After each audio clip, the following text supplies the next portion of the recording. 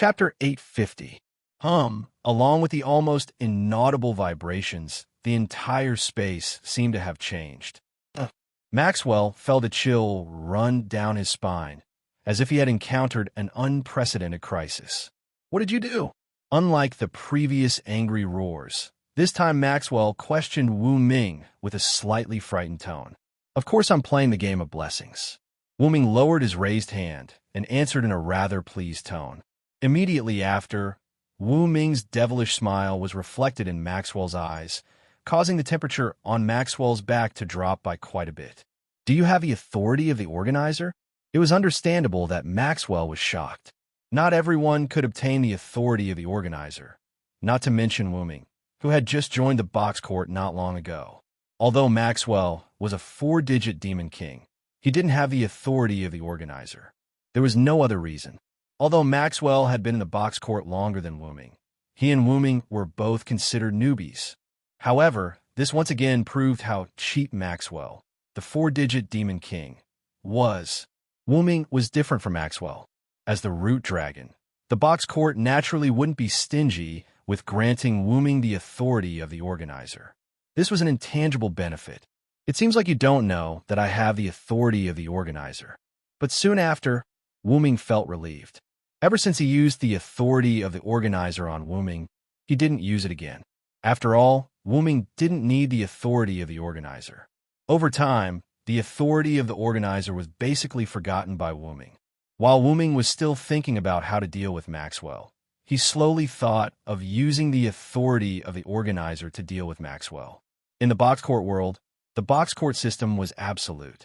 Even the humans in the final trial had to abide by the rules of the box court. If he had to find someone who wasn't restricted by the box court, it would definitely be Wu Ming. Of course, he had to be in his true body. Thank you for sending me these bodies of absolute evil. Judging from a number, this should be all of them. Not only will I be able to eliminate them all in one go, but I can also bury them with you. This is killing 2 birds with 1 stone. Smack! Wu Ming raised his hand and snapped his fingers again. A white contract document floated down from the sky and landed in front of Maxwell. Maxwell subconsciously caught it and began to read it. Gift game name. Challenge game contestant. Maxwell contestant's winning condition. Defeat the organizer at the designated venue. Host's victory condition. The contestant cannot defeat the host within the specified time limit. Participant penalty for failure. Death oath. Respecting the above content, based on the glory, flag, and authority of the organizer, this game of blessings will be held. Seal of Originate God. This was an extremely simple bestowment competition. All one needed to do was defeat the organizer. It was as simple and crude as those demon kings who abuse the organizer's authority to attack ordinary citizens. But today, the victim was a demon king with a 4-digit number. Rip, angrily tearing the contract to shreds, Maxwell went completely mad. Ah! Hearing this heart-wrenching cry, people who didn't know would think that Maxwell had suffered a great grievance. What is it? Lord Demon King, you don't even have the courage to participate in the bestowment competition? As long as you defeat me, you can win. Wu Ming continued to mock Maxwell in a mocking tone, even though he was forced to participate in the gift match. However, defeating Wu Ming was extremely difficult. The Manchala phalanx that contained thousands of divine weapons, the divine blade of salvation, the evolved divine power obtained from killing a god, the rune script that the god Odin sacrificed one of his eyes, the martial arts that originated from the Shadow Queen Skaha, the game system magic that came from an unknown world, and the spiritual base that reached the peak of the servant. In terms of weapons, Maxwell was not as good as Wu Ming. In terms of magic, Maxwell was not as good as Wu Ming. In terms of close combat, Maxwell was not as good as Wu Ming. In terms of home field advantage, Maxwell was not as good as Wu Ming. Maxwell's bestowment could not cause any damage to Wu Ming. The only cheat-like immortality and miraculous space jump also lost its effect after Maxwell was pulled into the game of blessings by Wu Ming. Although Maxwell didn't have a comprehensive understanding of Silent Wonder, he knew one thing. In a head-on battle, he absolutely couldn't win against Silent Wonder.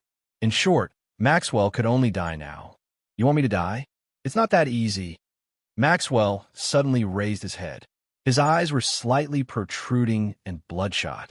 Maxwell waved his hand, and the army of absolute evil avatars ran toward the direction of blazing Flame City.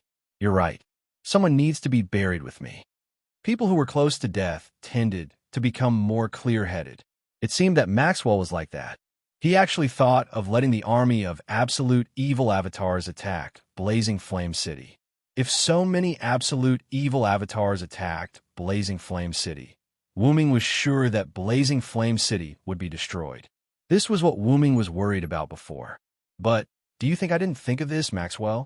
Wuming crossed his arms and smiled. Other than that, he did nothing else. When the absolute evil avatars rushed to a certain place, it was as if there was an invisible wall blocking their way. The absolute evil avatars collectively stopped. Bam, bam, bam, bam, bam. However, there were still many two-headed dragons who crashed into the wall and let out miserable shrieks. Roar, roar, roar. Along with the collision of the two-headed dragons, the entire space changed. Like raindrops falling into the water, the entire space of the barren land where Wuming, Maxwell, and the two-headed dragon army were changed completely amidst the ripples. This wasn't the barren land outside blazing Flame City. This was clearly an endless ice field filled with icicles. The invisible wall that blocked the absolute evil avatars was a layer of ice that was more than 10 meters thick. Phew, a gust of cold wind blew, and Maxwell couldn't help but shrink his body. Now he understood why he felt a chill down his spine. It wasn't because he was overly afraid. Instead, it was because the environment around him had been changed. The contract clearly states that you have to defeat the organizer at the stipulated venue. You've already arrived at the so-called stipulated venue, Wuming said, and a contract appeared before him. The previous contract had been torn apart by Maxwell, but that didn't affect the contents of the contract at all. Then, Wuming tossed the contract aside and picked up the staff of Anzi-Ergen that had appeared beside him out of nowhere. Everything just now was an illusion created by the Lune Rune. You've already arrived at this tomb long before I issue the contract. This was the fixed enchantment of the staff of Anzi-Ergen, the fifth layer of ice field in Nazalic. The staff of Anzi-Ergen was retrieved by Wuming from his Dragoness space after the Lune Rune's illusion was activated. The Lune Rune was inscribed on the ground by Wuming's mental strength, which was why Maxwell didn't see it. All right, Maxwell, are you ready to meet your death? Chapter 851. Salamander's headquarters, the fifth palace of the 12 palaces, the underground passage that Galgi and Ling entered. The staircase leading underground extended in a spiral pattern. Because of the surrounding darkness, Galgi took out the illumination gift from his gift card and walked up the stairs with Ling. After walking for a long time, the two still didn't see the bottom. We're not there yet, Your Highness. Ling held her gift card that was starting to heat up and said worriedly, Can't hold on any longer? Galgi stopped and turned to look at the gift card in Ling's hand. Ling's gift card was no longer the same color as before. The entire card was red, and there was a faint trace of heat. If you can't hold on any longer, then use my gift card to replace it. Although Galgi's gift card contained other people's items, if he really couldn't hold on any longer, he had to use it when necessary. After all, he couldn't let that come out here. Regardless of the losses, if that really came out, he and Ling would be in great danger. It's okay, Your Highness. My gift card can still hold on for a while. Let's go quickly. Ling wiped the sweat from her forehead and smiled to show that she was fine. At that moment, Galgi didn't say anything more. Right now, they had to reach the bottom quickly. After walking for a while, Galgi and Ling finally saw the bottom. It was an underground space. On one of the walls in the underground space, the words "Between the Stars" were engraved. Not only that, but there were also 5 sealed doors and a piece of parchment on the wall engraved with the words. As mentioned before, even humans in the final trial had to follow the rules of the box court. After absolute evil was sealed, it naturally left behind a contract document. Of course, this parchment was the contract document that sealed absolute evil, and these 5 doors were probably the entrance to unlock absolute evil's seal. However, the correct entrance could only be one of them. However, Galji and Ling had no intention of solving this gift game at all. They even stood motionless in the same place. If we had the item to unlock the seal, I'm afraid we would have to unravel the mystery of this game to unlock the seal. Galji couldn't help but sigh. However, with Belle around, the mystery of the game of blessings will naturally be solved easily. Belle, who was standing behind Galji, smiled proudly. It seemed that the young girl had unparalleled confidence in her wisdom. But shortly after, her expression changed. Your Highness, my gift card can't hold on much longer. Ling's expression changed as she said to Galji with a sad face. Galji looked at Belle's gift card. The gift card, which was originally red from the heat, had now turned black. It was an ominous shade of black. Ling, place your gift card in front of the 5 doors. Be quick, Galji ordered. Belle's gift card and the others' gift cards were all broken, so it wasn't wise to release that one here. Now he could only throw caution to the wind and place Belle's gift card together with the thing inside it. When the thing corrodes Belle's gift card, it will automatically come out. Quick, Ling, put it down and we'll leave as soon as possible. If they stayed any longer, they would probably be buried with the seal of absolute evil. Yes, yes. Ling immediately used her gift of distance control, and the gift card in her hand appeared in front of the 5 doors. Let's go. After Galji finished speaking, Ling immediately came to Galji's side and grabbed his arm. Ling's gift was activated again, and the two instantly disappeared on the spot and returned to the first step of the spiral staircase. The reason why they didn't use the gift card to go to the bottom was that Ling didn't know how deep the spiral staircase was and couldn't accurately control the distance. Now that they had walked through it once, Ling had an idea of the distance from the bottom to the top. Hence, Ling brought Galji to the first step. Dong dong. Galji immediately knocked on the bronze statue, blocking the entrance. This was his and Elder Ge's secret signal. A few seconds later, the bronze statue was moved away and Galji and Ling immediately came out. After Galji and Belle came out, Galao immediately put the bronze statue back in place. Your Highness, how is it? Aurora, who came with Elder Gu, immediately asked. It's ready. Let's leave quickly, Galji said without hesitation. Elder Gu and Aurora nodded. Then, the 4 of them immediately followed the original path and left Salamandra. At the gate of Salamandra, the member of Salamandra who went to report had already returned to his post. They actually said to let them do whatever they want. Even if we are allies with no name, they can't just do whatever they want. Although he complained like this, he knew that even though Wu Ming's community was a nameless no-name, he wasn't some insignificant character. Whether they were afraid of the other party or they were allies, in short, Mandela's order was to wait and see. Anyway, this guard was not the leader of Salamandra, so he didn't have to worry about it. He just had to listen to the orders from above and watch his own gate. But right after that, he heard soft footsteps coming from behind him. He immediately turned around, but what greeted him was a fist that was not the size of a normal person. Who, before he could shout, he was immediately knocked out by the fist. The one who knocked him out was naturally Elder Gu in his human form. It's time to go, Elder Gu, Galji said behind Elder G's back. There was no telling when that would come out, so it was better to leave quickly. Elder Gu naturally understood this point, so he didn't kill him.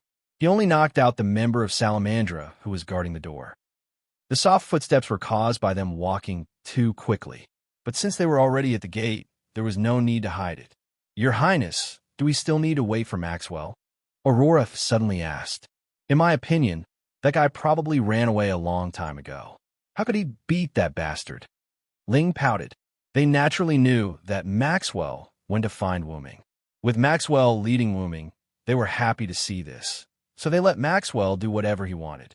And Ling and the others, who had seen how powerful Wu Ming was, naturally knew that Maxwell could not beat Wu Ming.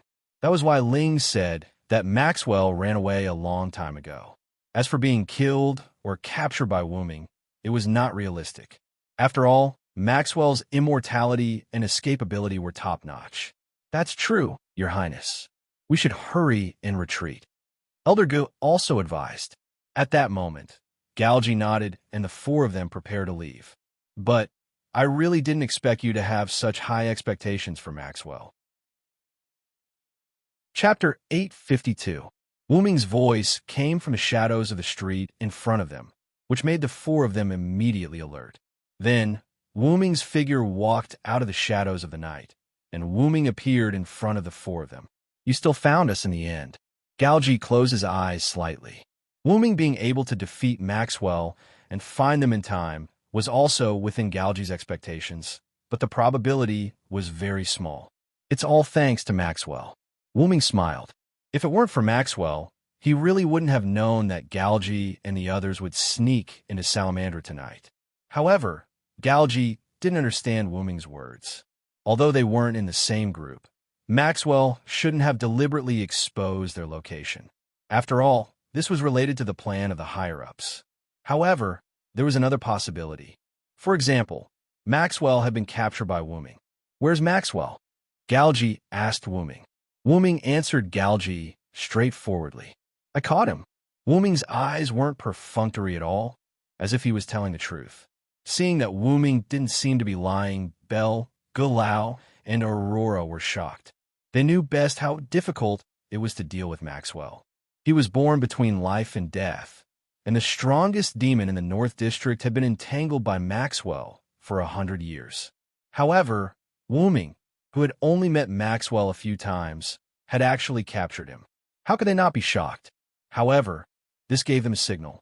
Wu Ming's strength was probably beyond their imagination. At that moment, the three of them immediately became vigilant. Gulao's black cloak bulged slightly, as if he was about to remove his human form and turn back into a griffin. A bulge also appeared under Aurora's black cloak, which looked like a weapon. Belle grabbed Galji's hand, ready to use the gift of distance control to take him away if something went wrong. On the other hand, Galji didn't panic at all. He didn't look like someone who had been forced into a corner by Wu Ming. Anyway, we're not in cahoots with him. You've helped me by capturing him. I have no intention of helping you. Wu Ming then looked at Galji. Instead, it's you guys who sneaked into Salamandra. What are you up to? I should have told you to stop messing around with the people around me, right? The people around Wu Ming didn't just refer to No Name. It could be understood that the people around Wu Ming were also included in the category of people around him. To put it simply, Wu Ming didn't want to see Galji again, at least not in this way. Galji didn't say anything and just watched Wu Ming quietly. However, Belle, Elder Gu, and Aurora, who had a tacit understanding with Galji, were ready to attack. Wu Ming didn't want to waste any more time with Galji's group and took the lead. Wu Ming didn't move at all. Instead, he relied on his mental strength to transport a large amount of Lune runes from the ground to Galji's group. There's something below. Aurora, who was a mage, was the first to discover the Lune runes underground. She yelled and immediately flew up with magic. At this moment, the explosive Lune runes underground were activated. Boom! Smoke and dust filled the entrance of Salamandra, concealing Galji's group of four. However, this didn't affect Wu Ming, who possessed mental strength at all. He easily saw Elder Gu, who had transformed into a griffin, charging toward him.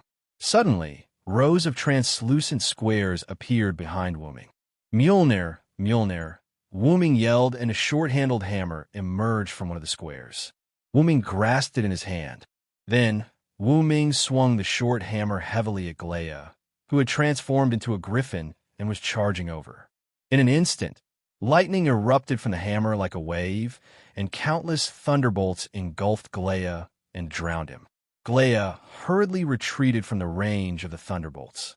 However, his body was full of scorch marks and traces of thunderbolts that hadn't dissipated. Ugh! This caused Glea to whimper in pain, because the lightning was still taking effect in Glea's body. Clang, clang.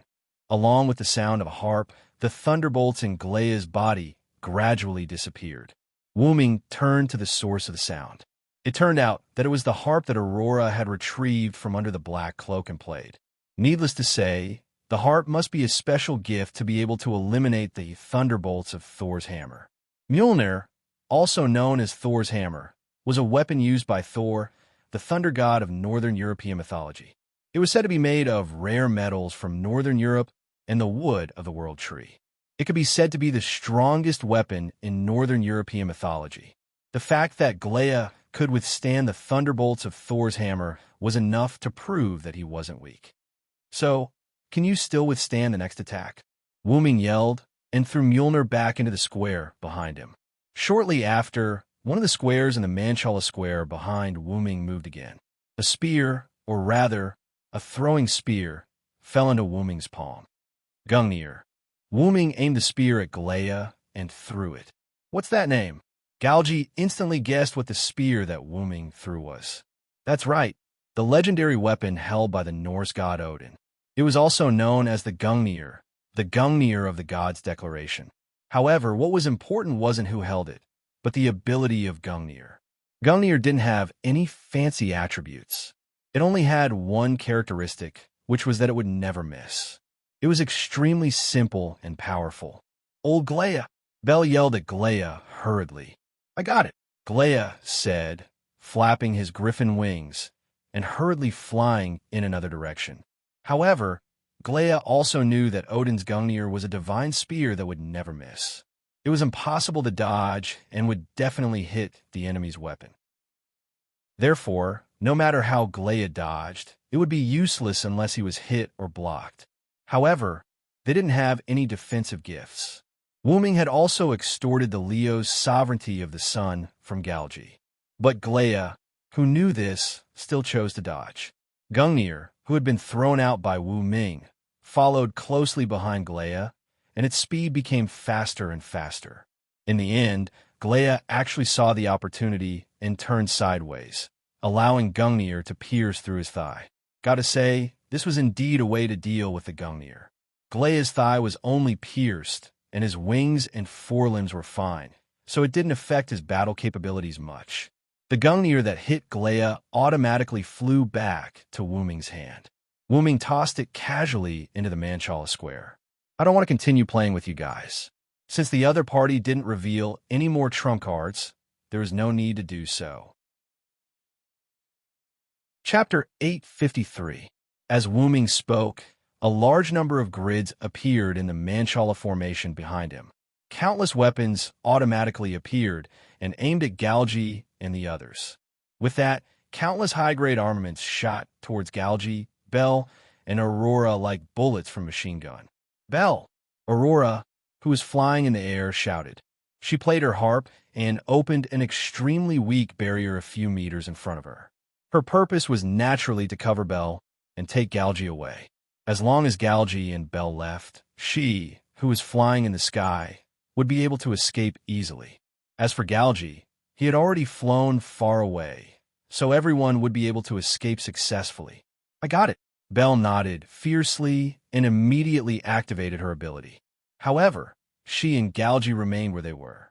What's going on? Bel was rather flustered and at a loss. On the other hand, Galgi saw that the surrounding exploded ground was filled with Lune runes again. He didn't know if it came with the explosion runes or if it was sent by Wuming when he and Wuming were fighting just now. Anyway, it was these runes that limited Bel's range of control. Galgi used all his strength to kick the ground. A large number of Lune runes lost their light. It seemed that they had been destroyed and lost their effectiveness.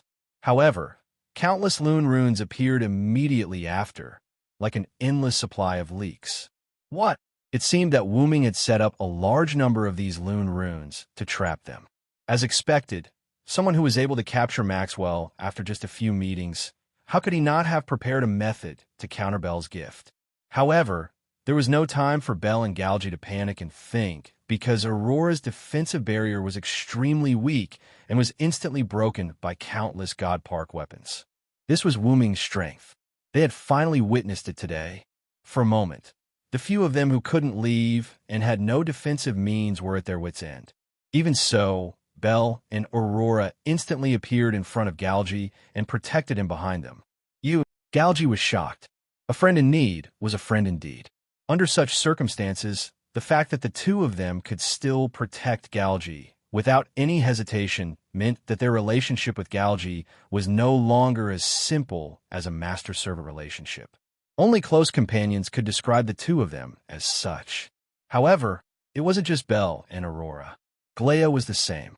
Glea, who had flown far away because of Gungnir's pursuit, suddenly rushed back at an extremely fast speed. Roar! Along with the dragon's roar, Glea's griffin body shone brightly. His entire body began to expand and transform. In the end, Glea turned into a giant dragon and stood in front of Galgi and the others, taking on Wu Ming's weapon barrage. Elder Ge. As a young girl, Belle looked at Glea, who had blocked the damage for them with Heartache. Glea was the one who had blocked the Loon Rune explosion for them. Then, Belle calmed down and looked at Galgi. Your Highness, what should we do now? Glea used his life to create an opportunity for them, so Galgi had to give instructions on what to do. No matter if it was to attack or retreat, Galgi had to make the decision. They were blocked by Wu Ming as soon as they stepped out of Salamandra. Belle's gift wasn't effective at the moment, Aurora wasn't of much use, and they couldn't defeat Galgi in a head-on battle. Glea was also enduring the pain of taking on the weapon barrage for the three of them. Given the current situation, it seemed like retreating to the base of Salamandra for the time being was the wisest choice. However, such a huge commotion at the entrance of Salamandra naturally attracted the attention of the insiders. As a mage, Aurora could clearly sense that there were already many people rushing over here. Besides, if they hid inside Salamandra, they would eventually be discovered, especially when Wu Ming was still here. Besides, they couldn't give up on Glea. Get ready. I'm going to forcibly release another cosmology. Galgi's eyes suddenly became cold. The so-called another cosmology was another universe, and it was also a powerful force that Wu Ming didn't know about in the Box Garden world. It could be understood as a gift that could infinitely magnify one's own universe to interfere with the outside world. This explanation seemed similar to the inherent enchantment that materialized the mind of a magician, but at the end of the day, another cosmology was many times more powerful than the inherent enchantment. This was because the simulation of another cosmology was infinitely magnifying the cosmology one belonged to. This was not something that a mere magician's spiritual landscape could compare to. Moreover, the holder of another cosmology was basically the center of every group of gods.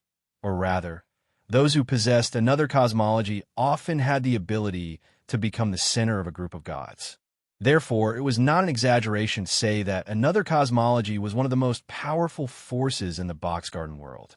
But, Your Highness, Ling couldn't help but worry. As one of the strongest forces in the Box Garden, each another cosmology had its own restrictions and conditions. In order to use another cosmology, the restrictions had to be lifted or the conditions had to be met. And Galgi's another cosmology required him to hold the sovereignty of the sun in order to activate it. If it was forcibly activated, failure was considered good, but serious injury or even death was very likely. However, their only two sovereignty of the sun, Leo's and Ophiuchus's, had been threatened by Wu Ming. In the current situation, it was extremely difficult for Galgi to activate another cosmology. However, looking at Glea, who was unconscious and was only instinctively protecting them, Galgi couldn't help but clench his fists. Since they had been forced to this extent, Galgi would feel bad if he didn't teach Wu Ming a lesson. His another cosmology was a powerful trump card that could even kill the Demon King in one blow. Even Maxwell, who had an extremely powerful immortality, was no exception. Wu Ming was just a mere spirit. No matter how strong he was, it was impossible for him to withstand the damage caused by the another cosmology if he was caught off guard. If he was successfully launched and hit, he would die without a doubt. It could be regarded as relieving his worries. Anyway, that had been placed at the entrance of the seal of absolute evil. As long as the time was up, that would erode the seal of absolute evil, and absolute evil would break out of the seal. First, they had to get through the difficulties in front of them. Then, they could fish in troubled waters and escape from here. As for using the Pandora's box that Maxwell carried to retrieve that, what a joke! Galgi and the others were preparing to take advantage of the chaos after unlocking the seal of absolute evil to eliminate Maxwell, who was sent to monitor them and escape from the control of the higher-ups. Therefore, at present, as long as they released another cosmology, eliminated Wuming in one fell swoop, found Maxwell who was captured by Wuming, and eliminated him, they would be completely free. Do you dare bet? Galji suddenly asked. Your Highness, no matter what, I will be by your side. Ling looked at Galji with an extremely determined gaze. Me too, Your Highness. Aurora echoed. Galji smiled. Then, Galji immediately gave orders. Aurora, when I say start later, move Galau away. Ling, please help me block the Godhead equipment that might break through the moment Galau is moved away. Yes, Your Highness. Ling and Aurora responded in unison. Victory or defeat depended on this. Chapter 854. Wuming, who was continuously attacking Galji and the others through the Manchala Phalanx's weapon salvo, intentionally lowered the level of the weapon he released when he saw Glea blocking in front of Galji and the others. After all, Wuming didn't want to kill anyone in the first place. The weapon salvo he fired at Galji and the others was just for show. At most, it would only injure them severely, but it was impossible to kill them. But who would have thought that Glea would suddenly rush in front of Galji and the others? However, even if he intentionally lowered the level of the weapon he released, it was not something Glea's body could withstand. Just as Wuming was about to stop the projection of the Manchala Phalanx, Glea's entire dragon body seemed to be pulled by an external force and moved away. Then, a ray of light charged at Wuming. Wuming subconsciously threw defensive weapons from the Manchala Phalanx, but the ray of light instantly passed through these defensive weapons and arrived in front of Wuming. Not only was Wuming surprised that the ray of light penetrated the defensive weapons, but he was also surprised by the power contained in the ray of light. It was a power he had never seen before, as if it was the power of a universe. I didn't expect Galji to have such a trump card. After Wuming finished speaking, his entire body was covered by the ray of light, and then he disappeared. Your Highness, we did it. Bell, who had blocked a few weapons for Galji, stood in front of Galji and looked excitedly at Wuming's disappearance behind the fallen shield. Is that so? Galji forced a smile and knelt on the ground with a thud. He made the right bet. Although it didn't seem to be very powerful, the simulated cosmology was successfully released. However, the price of forcibly releasing the simulated cosmology was not small. Your Highness. Bell hurriedly supported Galji with a worried expression. Quick, Bell, you and Aurora go check on Olga first. Galji knew that he wouldn't die for a while, but Glea looked like he was about to die. Glea had already reverted from his dragon form to his griffin form. His wings and back were badly mutilated, and the griffin had fallen into a coma. Don't worry, Your Highness. I've already given Glea a simple treatment. The most important thing now is to leave this place. Aurora used magic to carry Glea and landed beside Galji. Galji nodded and stood up with Bell's help. That's good. Let's leave quickly. And at this moment, where Wuming had disappeared, a sacred sword filled with a powerful and ancient aura appeared. If I remember correctly, this should be a weapon called the Divine Blade of Salvation, right? Ling pondered. Then she smiled. Looks like Your Highness killed the opponent, and the gift automatically dropped. It seemed like an extremely unreliable way to kill monsters and steal treasures, but it was very possible in the box court world. After all, gifts were different from individuals. Some special gifts would automatically drop after the death of the original owner. It seemed like this was the case with the Divine Blade of Salvation. Your Highness, I'll go and get that sword. Ling entrusted Galji to Aurora and ran in the direction of the Divine Blade of Salvation. Wait, Ling. Galji subconsciously felt a trace of uneasiness and wanted Ling to come back. After all, there was another possibility for the gift to drop apart from killing someone. For example, the original owner of the gift was not dead. Looks like that universe-like power is your trump card, Galji. Wuming's voice entered Galji's ears. In an instant, a black and purple teleportation door appeared. Wuming walked out from it and appeared beside the Divine Blade of Salvation. He held the Divine Blade of Salvation in his hand. Ling couldn't help but stop and look at Wu Ming blankly. Wasn't he killed by His Highness's another cosmology? Ling, come back. Galji snarled. Ling reacted instantly to Galji's roar, but the runes on the ground were still in effect. These runes weren't powerful Lune runes. Instead, they were runes that limited distances. They were often used around people who lived in seclusion to prevent outsiders from entering and could only wander within a certain range. This was why Ling's gift of controlling distances was ineffective. If one moved within a set distance of a certain range, it might still be effective. But if one moved beyond this range, it was equivalent to being ineffective. This was why Ling's gift was as though ineffective. At that moment, Ling had no choice but to turn around and run toward Galji. But how could Wu Ming let her go? Along with the sound of chains, Ling felt a heavy blow to the back of her head. In an instant, she felt as though someone had struck her from behind with a stick, and she gradually lost consciousness. Then countless silver whitish chains like giant pythons bound Ling tightly. Even her nose and eyes were completely covered, making her look like a mummy. Then, Ling snapped her fingers, and a purplish-black ripple appeared beneath her feet. She and the pseudo-heaven lock fell into it together. Ling. Galji took a step forward agitatedly, but due to his injuries, he couldn't help but kneel on the ground. Fortunately, Aurora was there to support him. Don't worry, I'm not that cruel to kill her. I only captured her. Wu Ming approached Galji step by step with the blade of salvation in his hand. Don't come over. Aurora raised her courage and roared at Wu Ming with her harp.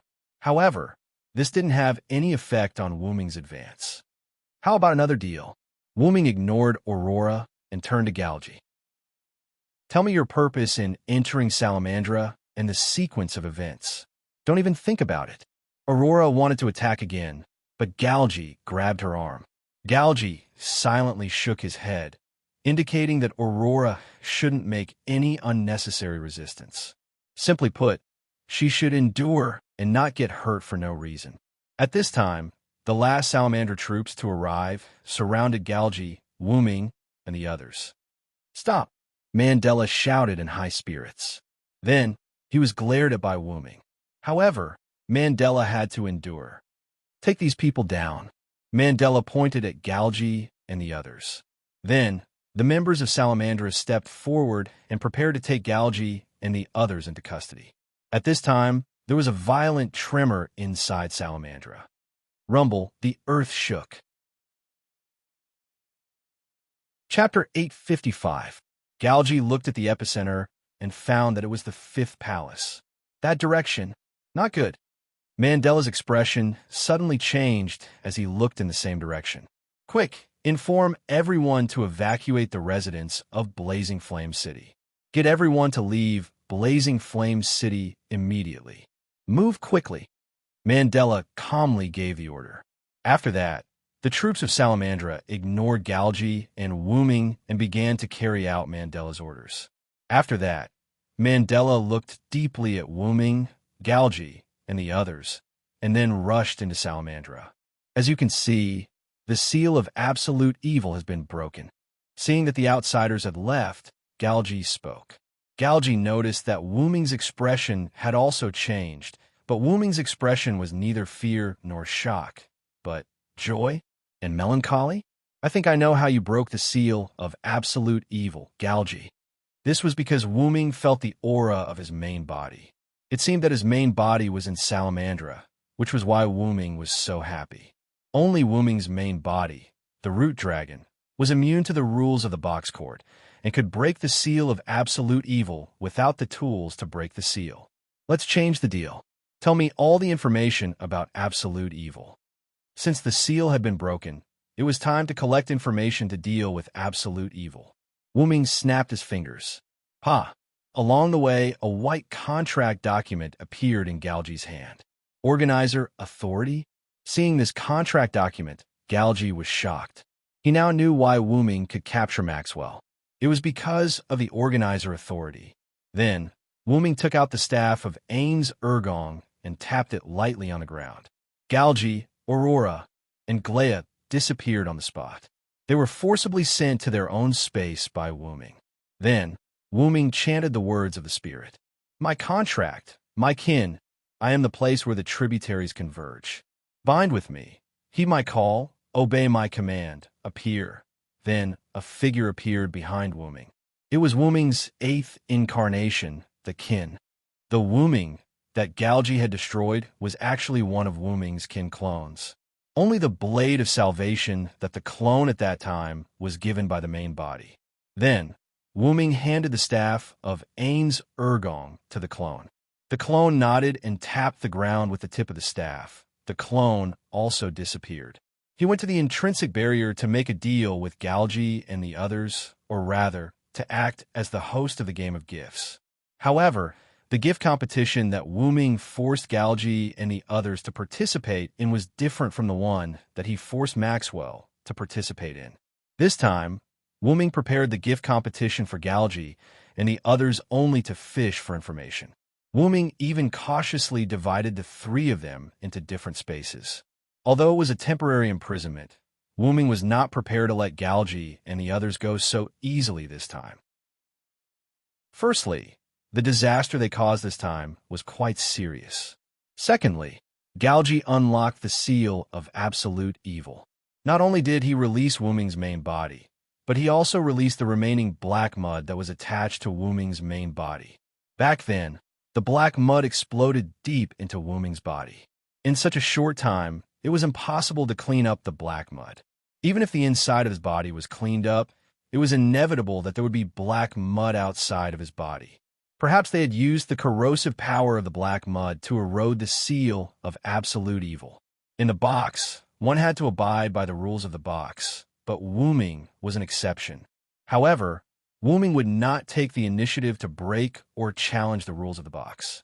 Moreover, Wu-Ming would never have thought that the other party would use the black mud left on his main body as the key to unlocking the seal of absolute evil.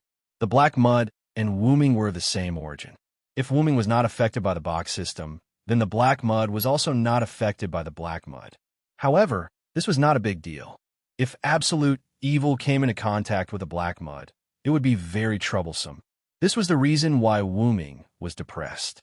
Without staying any longer, Wu-Ming immediately took action and flew toward the place filled with the aura of his main body.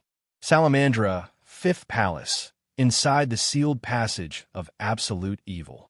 Countless black mud rippled against the walls like ocean waves, causing the ground to tremble continuously. A 3-meter-tall black monster with 3 heads was crawling in the black mud as if it was swimming in a comfortable ocean. Every time the monster swayed, black mud would flow out from under the monster's body and spread to the surroundings. Gradually, the entire sealed passage was submerged in black mud, but the monster did not feel any discomfort. It continued to swim in the Black Sea as if it did not want to care about anything on the ground. It was as if it just wanted to stay here. However, excessive black mud poured into the ground through the gaps of the bronze statue and began to cover everything on the ground. Anything that came into contact with the black mud, whether it was a person or an object, all burned up. The entire salamandra fell into a sea of fire. What is this? Help! However, before these people who were infected by the black mud could shout, the flames burned them to ashes. Get away from the black mud. Mandela, who was a step late, saw the situation and immediately began to order the people of Salamandra. Don't take anything with you. Everyone immediately evacuate from Salamandra and cover the evacuation of the residents of Flame Capital. Mandela once again ordered the internal members of Salamandra. At the rate the black mud was spreading, it would not be long before the entire Salamandra, or even the entire Flame Capital, would be corroded. At that moment, the members of Salamandra immediately acted as if they could not wait to leave this place immediately. Looking at Salamandra that was almost empty and had fallen into a sea of fire, Mandela could not help but sigh. There will be a day when Salamandra's headquarters will be covered in a sea of fire. After that, Mandela continued to walk inside. Sir Mandela. Mandela's confidants were puzzled by Mandela's behavior. If he continued to go deeper, he was afraid that he would not be able to come out later. The leader is still inside. I will go find her, Mandela said without turning his head. We will go together, Sir Mandela. Yes, Sir Mandela. Let's go together. Mandela's confidence immediately followed Mandela's footsteps. However, Mandela was furious. What are you doing? Can't you see that everyone who is touched by the black mud is burning? Retreat. Even the members of Salamandra, who had the bloodline of the fire dragon, could not hold on for more than a second. This showed how powerful the black mud was. However, one of Mandela's confidants immediately answered. But, Sir Mandela, we cannot abandon you, nor can we abandon Lady Shadora. The others did not speak, but their eyes were extremely serious. It looked like they would not leave no matter what Mandela said. It could only be said that they were indeed members of Salamandra who had the bloodline of the fire dragon. Their stubbornness was exactly the same as Mandela, who also had the bloodline of the fire dragon. At this moment, Wuming flew in. Leave Shadora to me. Hurry up and evacuate the residents of Flame Capital. Don't let the black mud touch them. Otherwise, it will be over. As Wuming spoke, he flew in from the back. He did not stop all the way and flew directly into the interior. Obviously, he did not give Mandela and the others a chance to choose. Then I will leave Shadora to you. Mandela was also a reasonable person.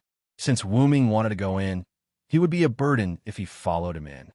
Everyone, follow me to evacuate the residents of Flame Capital. With that, Mandela left with his confidants.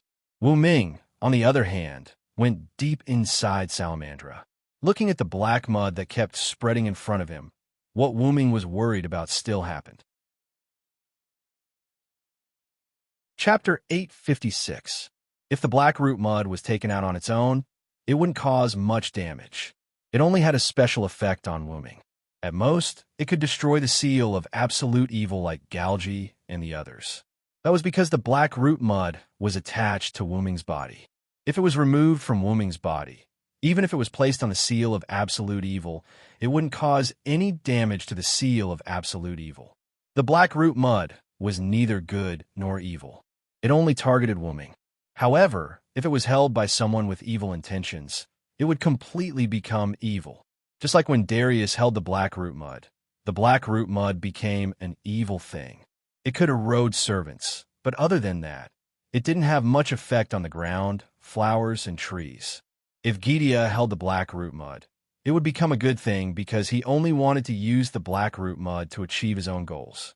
Although it was evil in the eyes of humans, the black root mud was only used to deal with Wuming. There were no other changes. The black root mud was even simpler. It was neither good nor evil. It simply gave the black root mud to the Star Cup's consciousness. It didn't have much use at all, and it was easily destroyed by Wuming. Looking at the current situation, it was very likely that absolute evil had touched the black root mud and used the black root mud as its power to fuse with it. The amount of black root mud continued to increase, and it caught fire when it came into contact with people. It was likely that absolute evil's ability extended after fusing with the black root mud. If it's absolute evil that fused with the black root mud, I'm afraid it will come to me next. Wuming said to himself. Although he was talking to himself, it was reasonable. The black root mud and Wuming were natural enemies.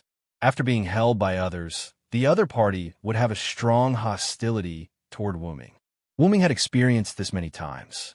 Darius, the consciousness of the Star Cup, and Gideon were both good, evil, and neutral, but they all had one thing in common, which was that they were inexplicably hostile toward Wuming. As such, absolute evil, who had absorbed the black origin soil, was probably also hostile toward Wuming. However, even if he was attacked by absolute evil, Wuming wouldn't run away from it. In terms of emotions, absolute evil was an existence that could endanger Quan Ting. Since Wuming had encountered it, he would deal with it.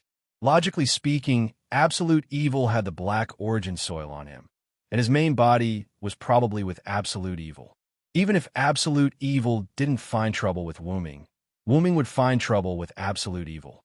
Let's find Shadora first. Wuming activated his psychic power to search for Shadora. It could only be said that Wuming was very lucky to find Shadora's location in an instant. At this moment, Wu Ming sensed that Shadora was carrying a little girl from Salamandra. They were flying in a room filled with black mud and fire.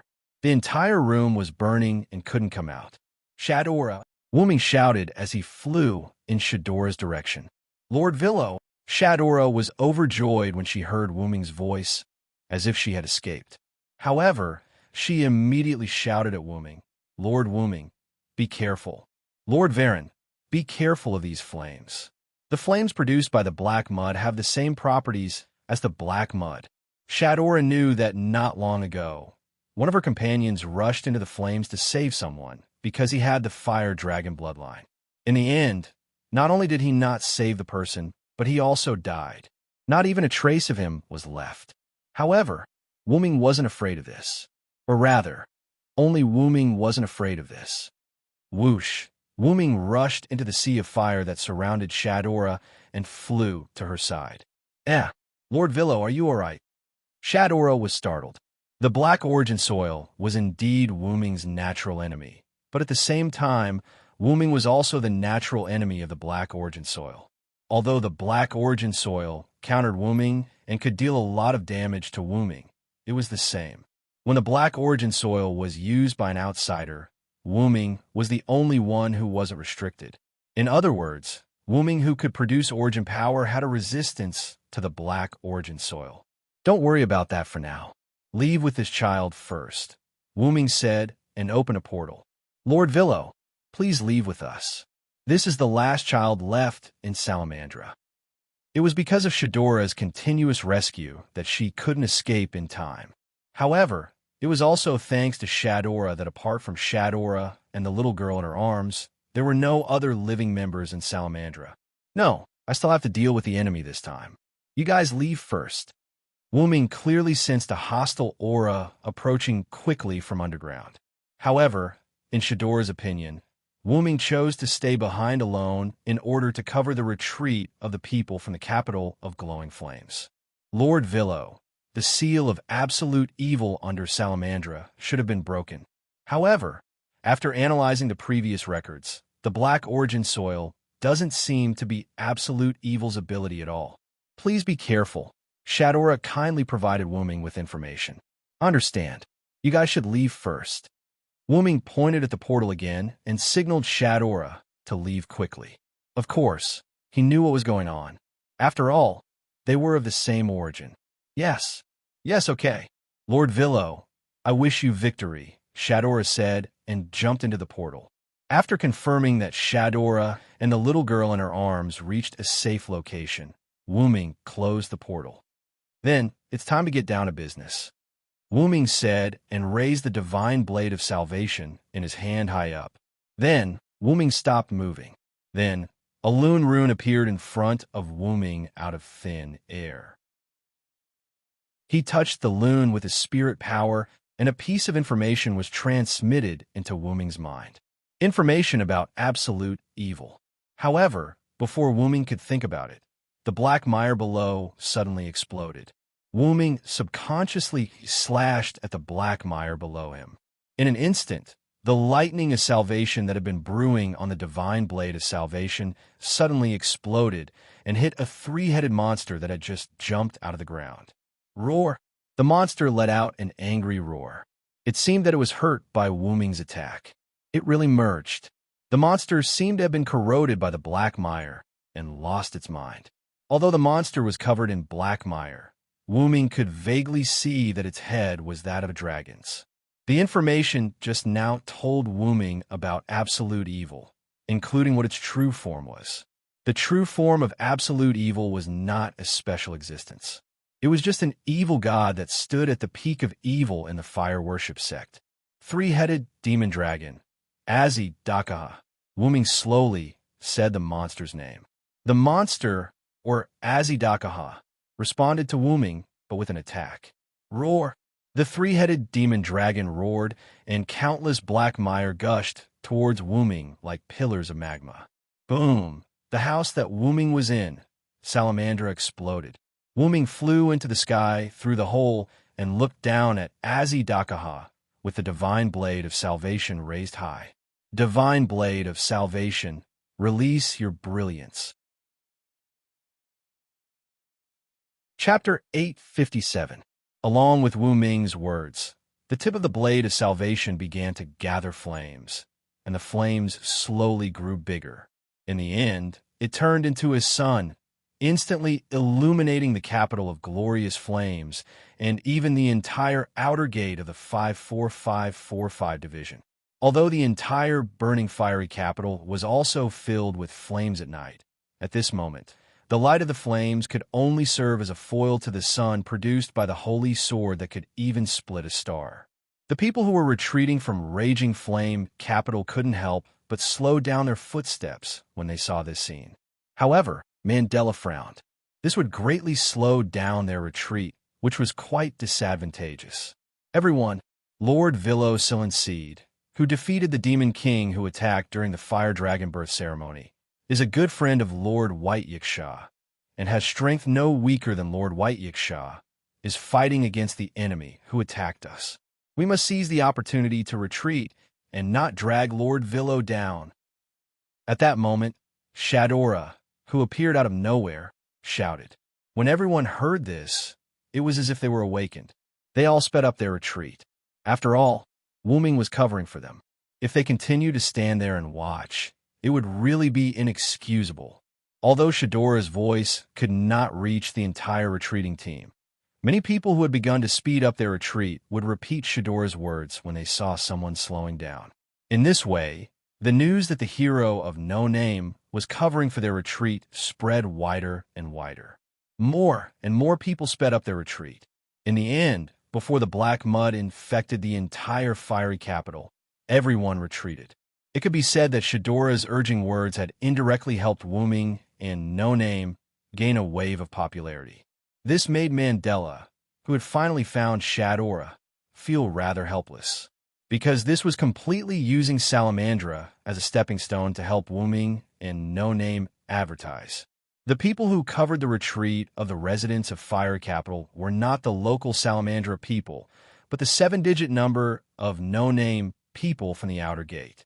Although the enemy was too strong, this also reflected Wu Ming's strength. Simply put, Salamandra was at a disadvantage no matter what.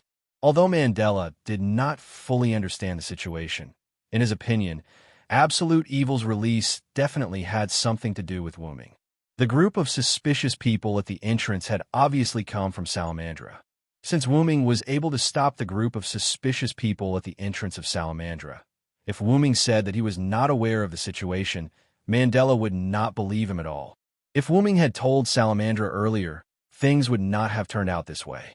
However, back then, Mandela did not tell Wu Ming what was sealed in Salamandra. It was his own doing. In short, although Mandela had some complaints about Wu Ming, he could only grit his teeth and swallow it. Moreover, Absolute Evil's seal had been unlocked, and there were new changes. At present, he could only ask Wu Ming to temporarily stall Absolute Evil. However, if Wu Ming knew that Shadora was helping him advertise, he would not know whether to laugh or cry. Wu Ming did not know what Az Dakaha was like in the past, but after fusing with the Black Mud, Az Dakaha was originally living well in the source of the Black Mire underground. If Wu Ming had not come, Az Dakaha would not have come out for a while. If he had to say something, it was Wu Ming who had prompted Az Dakaha to come out of the underground ahead of time. Wu Ming was very clear about this. Therefore, if Wu Ming knew that Shadora had helped him and his community gain a wave of fame, he would probably be embarrassed for a while. However, Wu Ming was not likely to think about these things now. After all, the enemy was right in front of them. Wu Ming infused the countless magical powers in his body into the divine blade of salvation. The entire sun at the tip of the sword underwent an indescribable change. Of course, this was only in the eyes of outsiders. In the eyes of Wu Ming and Az Dakaha, this sun was filled with lethality. It was especially so for Az Dakaha. At this moment, he felt a threat to his life. Roar! The black monster spread its black dragon wings and scattered a large amount of black mud in an attempt to rush up to Wu Ming and gain the upper hand by striking first. However, Wu Ming naturally wouldn't give Az Dakaha this opportunity. His arm that was holding the divine blade of salvation swung down abruptly, and the sun at the tip of the sword struck straight at Azidakaha. In an instant, the two of them collided. Scorching flames and incomparably dazzling white light shrouded everyone's eyes. At this moment, Golden Flame City was brighter than during the day. Shortly after, the aftermath of the explosion erupted in the sky and swept in all directions.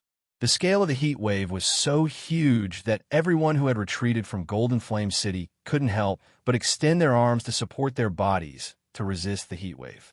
It's really like the sun. Mandela poked his head out. Although the sun in the sky had disappeared, the aftermath of the explosion was still emitting light and extreme heat. Golden Flame City was still as bright as day. Besides, Mandela was filled with all sorts of emotions after witnessing Wuming's strength once again. Wuming was still in existence that no one dared to look up to. However, unlike Mandela, the others were more concerned about whether the monster had been defeated by Wuming. Has it been defeated? It was unknown who said this. At this moment, before the aftermath of the explosion in the sky dissipated, a black figure fell from the sky. Everyone focused their gaze and realized that it was the Black Monster. The monster was defeated by the hero. However, before everyone could rejoice, they realized that the black mire on the ground had begun to extend toward the sky as if it was going to catch the monster. In fact, that was indeed the case. The black monster was caught by the high platform made of black mire. The monster stood firm and looked at the sky again, as if provoking the hero who had just shot it down. This was also a signal that the monster had not been defeated by the hero. It had only been shot down, and the danger was still there. Cover the evacuation of the residents immediately. Mandela, who saw this scene, immediately ordered the members of Salamandra. Mandela thought to himself, as expected, it's impossible for the opponent to be defeated by a non-human existence in the final trial. Golden Flame City was no longer safe, and the entire outer gate of 54,545 was no longer safe either. They had to evacuate from this outer gate as soon as possible. Yes. Some of the members of Salamandra seemed to have yet to react to the series of events just now. They were stunned for a while before agreeing. After Mandela's reminder, all the residents of Golden Flame City hurriedly took action. They were not fools. It was obvious that the monster could not be killed in a short time. Moreover, the black mire was still spreading, so they had to retreat to a safer place. Fortunately, because they had just experienced the Demon King's attack during the day, not all the residents of Golden Flame City returned to Golden Flame City. In addition, the people of Boxting were used to various disasters, so the following retreat was more orderly. If it were ordinary people in the outside world, the fire caused by the black mire would have burned everyone to ashes. Wuming, who was flying high in the sky, looked at the people around Golden Flame City gradually dispersing. He was inexplicably relieved. Chapter 858. Wuming could not understand what was going on in the minds of the residents of the box. In the face of such a disaster, they just stood around and watched? Why were they so calm? But at least they retreated in the end. With that in mind, Wuming looked down at Aziz Dakaha, who was staring at him like an abyss. In this way, Wuming could deal with this guy with peace of mind. According to the information provided by Galgi, Aziz Dakaha, the absolute evil, was originally an evil god at the peak of evil in the Persian Zoroastrianism mythology. For some reason, he became the absolute evil in one of the final trials of humans in the box. Wuming was not afraid of Aziz Dakaha. After all, he was just an evil god. Wuming had never been afraid of gods. The half-Godslayer authority he obtained in the Godslayer world constantly reminded Wuming that Aziz was a god that needed to be killed. The reason why it was half-Godslayer was because Wuming's previous deeds had been completed in the Godslayer world, and he had obtained the half-Godslayer qualification. Wuming had left his inheritance in Uruk, and he had killed the last king, Rama, and replaced him. It could be said that Wuming was a contradictory existence that was both a Godslayer and a god. However, Aziz Dakaha was not just an evil god in the Zoroastrianism. In this box, he had become one of the final trials of humans. And in the final trial of humans, he had to be defeated, surpassed by humans. This was why Mandela wanted Wu Ming to temporarily stall Aziz Dakaha instead of defeating him. But that attack just now should have killed Aziz Dakaha, right? Yes, Wu Ming's blow just now did hit Aziz Dakaha, and Aziz Dakaha's breath at that time was also in a state of death.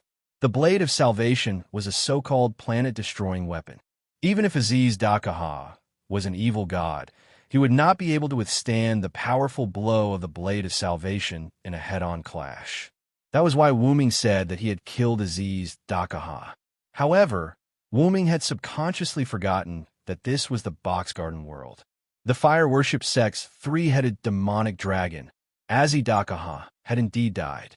However, humans would never be killed by non-human beings in the final trial. Therefore, Quan Ting's system allowed Aziz Dakaha to come back to life. "You can't kill me, my old enemy." At this moment, Aziz Dakaha spoke, but for some reason, all three of his heads spoke at the same time, speaking with emphasis to Wu Ming. "You still have self-awareness." Wu Ming was shocked. After all, no matter who it was, they would think that the three-headed monster that was covered in black mud and whose original appearance could not be seen clearly and could only roar furiously had lost its mind. "I am evil to begin with. How can I be controlled by this filth?" Aziz Dakaha's three heads replied together in a mocking tone to Wu Ming. When the black mud came into contact with Aziz Dakaha, the black mud had already become evil filth under Aziz Dakaha's evil nature. Therefore, it was not wrong for Aziz Dakaha to call the black mud filth. Moreover, a monster should maintain the appearance of a monster. Have you ever seen a monster talk to another person? It was still a mocking tone, but it also explained why Aziz Dakaha had not spoken before. Aziz Dakaha had always followed the rules of Quan Ting. He was a monster that gave humans the final trial. How could a monster talk to a human? "You keep saying that you are a monster, but you talk to me. Don't you find that very contradictory?" Wu Ming asked in return. "But you are also not a human, my kind." "Ha ha!" The three-headed dragon laughed loudly. The laughter of the three heads was indeed very penetrating. Even the retreating troops outside the city could hear the evil laughter. Aziz Dakaha was not wrong. He had already fused with the black mud and could be considered half of Wu Ming's kind. However, this did not mean that Wu Ming would reconcile with Aziz Dakaha. "I do hope that you, the so-called one of my kind, can obediently return to your own seal." "That's impossible. My kind." Aziz Dakaha's three heads stared at Wu Ming. "If I don't kill you, I won't be able to take it." For example, humans had to eat and drink. As an existence that had fused with the black mud, Aziz Dakaha was hostile to Wu Ming due to the black mud. This caused Aziz Dakaha to half-willingly choose to eliminate Wu Ming. What's more, I still have the responsibility of giving the humans the final trial. If I don't destroy the humans, I will also feel terrible. Ha ha! Aziz Dakaha's words were as casual as if he was talking about eating and drinking. Wu Ming could not understand the meaning behind Aziz Dakaha's words. Then, Wu Ming pointed the divine blade of salvation at Aziz Dakaha. "Then, there's nothing to talk about between us. I will destroy you, just like those guys before. You will not be able to do it. If you want to know why, it is because..." Aziz Dakaha lowered his head, then suddenly raised it. "I will destroy you here and now." After saying that, countless black mud turned into giant pillar-like tentacles that rushed into the sky like poisonous snakes that were about to prey on birds. "Then you can try," Wu Ming said as he charged at Aziz Dakaha. While dodging the tentacles, Wu Ming thought of a way to deal with Aziz Dakaha. Aziz Dakaha had just admitted that Wu Ming had indeed killed him, but there was no doubt that he had immediately revived. According to the information provided by Galji, according to the rules of the box court, in order to kill absolute evil, one had to destroy the other party's head, shoulders, and heart. It was said that the head and shoulders had been permanently damaged, so all one had to do was destroy absolute evil's heart. However, this method would not work on Wu Ming. It would be fine if it was just absolute evil, but the problem was that the other party had already fused with the black mud. The permanent damage to the head and shoulders could not be seen at all. Moreover, who knew if Aziz Dakaha's original weakness had changed after fusing with the black mud? Even if it was still his weakness, Wuming did not think that absolute evil would die just because his head, shoulders, and heart were destroyed. Absolute evil's revival was a good example. Therefore, according to the rules of the box court world, I have to solve the human's final trial, absolute evil gift game, to stop Aziz Dakaha from reviving. Chapter 859. Wuming had his reasons for thinking this way. As the human's final trial, there must be a setting where only a human can completely kill the other party. In order to prevent AZ Dakaha from reviving, one must solve the riddle of the human's final trial, absolute evil. In the end, all the conditions were met, and one must possess enough strength to kill AZ Dakaha. Wuming's personal guess was that only by meeting all three of these conditions could absolute evil AZ Dakaha be completely killed. Wuming definitely had the strength. As for the wisdom to solve the bestowment game, Wuming believed that he could solve the riddle of absolute evil if given some time. However, he could not achieve the first condition of being a human no matter what.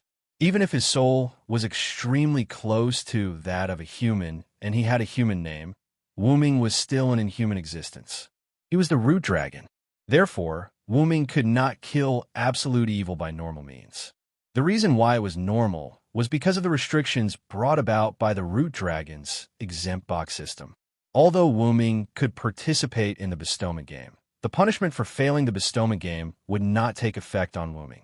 Wuming, who had the identity of the root dragon, did not need to comply with these three conditions from the beginning. He could rely on his own strength to kill AZ Dakaha. However, AZ Dakaha had the root black mud. The root black mud might have brought unexpected benefits to AZ Dakaha. For example, it made Wuming unclear of AZ Dakaha's current abilities, intelligence, and weaknesses.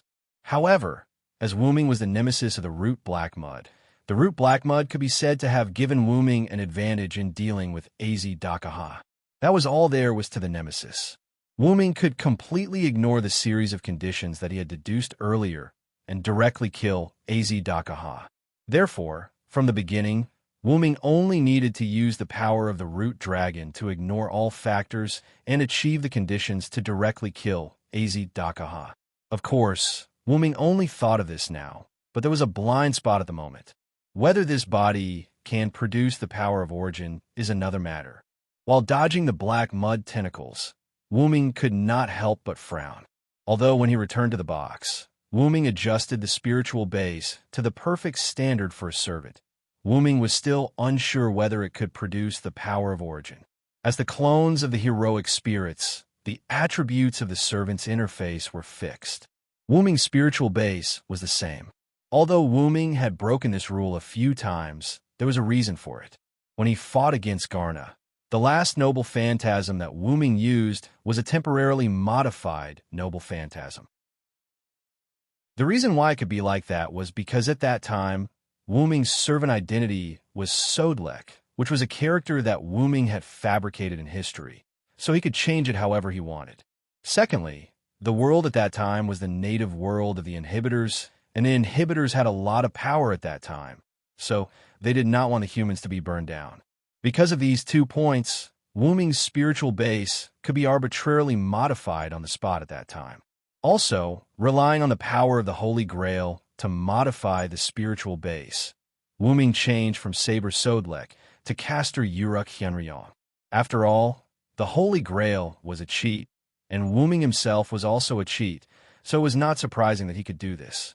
Now, if Wuming wanted to modify the spiritual base on the spot, apart from being in the root, he had to rely on Wuming's own body or his original body. The first time Wuming used the power of the root was when he faced Gidia. Although he could use it inexplicably, because Wuming's body had stayed in the root for a long time, his body had evolved, so Wuming, who often used his clones, was not very clear about it. However, it was the innate power of the root dragon, so it was reasonable for Wuming to master it. However, Wu Ming's experience of using the power of the root was only that one time. After all, since then, Wu Ming's body fell into the box garden world and disappeared. Now that he didn't have the Holy Grail, nor did he have any restraining power, and his main body was nowhere to be seen, Wu Ming had no way to change his current spirit base. Wu Ming clearly sensed the aura of his original body just now, but he couldn't sense it now. If Wu Ming didn't look for Shadora, he might be able to find his original body. But if he didn't look for Shadora, perhaps, no, it should be certain that something would happen to Shadora today. However, Wu Ming didn't regret it. Although he hated Mandela, he didn't hate Shadora.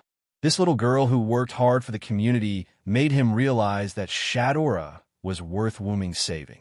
Anyway, even if Wu Ming didn't save Shadora and directly went to the location of his original body, Wu Ming might not be able to find his original body. After all, AZ Dakaha was there. I'm afraid that my original body was covered by the black mud again. If there was anything that Wu Ming could think of that could conceal his original body's aura, it would be the black mud. Or perhaps my original body is now in AZ Dakaha's body. While pondering, Wu Ming avoided the black mud tentacles and arrived before AZ Dakaha. Roar! AZ Dakaha wasn't afraid of Wu Ming. He stood up in his human form and coalesced a huge blade from the black mud, slashing it at Wu Ming. BZ! Wu Ming raised his divine blade of salvation to meet the attack. Countless lightning of salvation attached to the divine blade of salvation exploded. In an instant, AZ Dakaha, who had already stabilized his body, pointed at Wu Ming. Countless black mud tentacles flew around Wu Ming and wrapped Wu Ming into a sphere that kept compressing. At this moment, a thunderous sound came from the sphere formed by the black mud tentacles wrapped around Wu Ming. Boom! Then, the black mud sphere slowly disintegrated, revealing Wu Ming in the center of the sphere, unharmed. Wu Ming's spirit base couldn't produce origin power on its own, but as an entity that had fused with Wu Ming's main body, the divine blade of salvation had also been strengthened to a certain extent during the Great Origin. While it couldn't completely suppress the black origin soil, it was still tainted with a bit of origin power. Combined with the divine blade of salvation's extraordinary nature, the divine blade of salvation should be able to deal with a certain amount of black origin soil. It should be noted that the divine saber of salvation could easily kill Aziz Dakaha with a single strike. The best example was the divine saber of salvation's ability to kill Aziz Dakaha with a single strike. But that wasn't enough. Just relying on the divine blade of salvation was not enough to kill the final trial's absolute evil, Aziz Dakaha. After all, a quantitative change would lead to a qualitative change. Aziz Dakaha had now become a vessel for secreting the black mud. Just relying on the divine blade of salvation was not enough. You're still somewhat capable, aren't you? AZ Dakaha said as a pair of black shadow-like wings appeared on his back. Then, the black mud on AZ Dakaha's body spread over his wings. His shadow wings became tainted wings filled with black mud. Then, let's continue. Let's continue our fight. Chapter 860. Shadora flew in the sky above the 54545 outer gate and looked at the 54545 outer gate with a worried expression. She couldn't sense what was going on inside the gate. A day had passed. At this moment, the entire 54545 outer gate was completely covered by the black mud. However, the people of the 54545 outer gate and their communities had all evacuated from the 54545 outer gate because of Wu Ming's cover. After all, there was no effective way to stop the black mud from spreading. Everyone in the 54545 outer gate could only retreat. In the end, they relied on the boundary wall of the outer gate to stop the black mud from spreading. However, the boundary wall couldn't be used anymore. Not only that, but many places, or rather the buildings of the entire 54545 outer gate had changed. The black mud seemed to have made a lot of irregular changes in the shape of the original buildings. Not only did it make the 54545 outer gate unrecognizable, but also blocked the sky of the entire 54545 outer gate like a lush black forest. Moreover, the second change of the black mud also connected, making the 54545 outer gate look like a huge mountain with a lot of holes. One thing was certain. The entire 54545 outer gate had completely turned into Aziz Dakaha's black mud territory. Moreover, it seemed that the black mud had the ability to block detection. The people of the 54545 outer gate couldn't find out what was going on inside, including whether Wu Ming was alive or dead. There was no movement inside at all. However, the people of the box court couldn't just sit there and wait for death. The members of Salamandra who had retreated from the 54545 outer gate had already united a large number of communities in the surrounding outer gates to form a battle line around the 54545 outer gate. The purpose was to prevent the black mud from spreading. Although the black mud wasn't spreading now, who knew when the black mud would break through the boundary wall and start spreading? It wasn't too late to mend the pen after the sheep were lost, right? The reason why the other communities were so obedient was because Shadora had revealed that the enemy who attacked Glowing Flame Capital and the entire 54545 outer gate was absolutely evil. Moreover, the leader of this alliance was the strongest demon in the North District, Verazat Ignifast, which was why they were willing to compromise. Moreover, there was nothing they could do even if they did not compromise. If the enemy was absolutely evil, they would definitely die if they did not unite. This was without a doubt. If they were united, there was still hope for survival. Shadora, so you're here, Mandela said in a heavy tone as he flew to Shadora's side. Big brother, will Master Villo be all right? Shadora looked at Mandela worriedly. Seeing his sister's expression, Mandela turned his head to the side. You're the ruler of the hierarchy. Don't always show such an expression. Whether Wu Ming was fine or not, they had to do their best to survive and think of a way to deal with AZ Dakaha. This was a matter of life and death. Although Mandela didn't answer Shadora directly, she understood what he meant. After all, they were siblings. It's hard to believe. If even Master Villo can't deal with the enemy, can we really deal with it? Shadora said as she looked at the changed outer gate of 54,545 outer gate. In our house, it changed completely in just a day. However, even if it didn't change, it would probably be destroyed by absolute evil. I've already sent out a distress signal to the other classes and reported this to the higher-ups of the box court. If nothing goes wrong, the Sky Army should be here soon. The so-called Sky Army was a special force formed by the upper echelons of the box court to suppress the humans in the final trial. Although not everyone knew about the existence of the Sky Army, Shadora naturally knew about it as the leader of the upper echelons. And Mandela was Shadora's assistant, so he knew about the existence of the Sky Army. Master White Yiksha just replied to me. She said she'll rush over from the East District soon. Don't worry, Mandela comforted Shadora. And Villo isn't weak.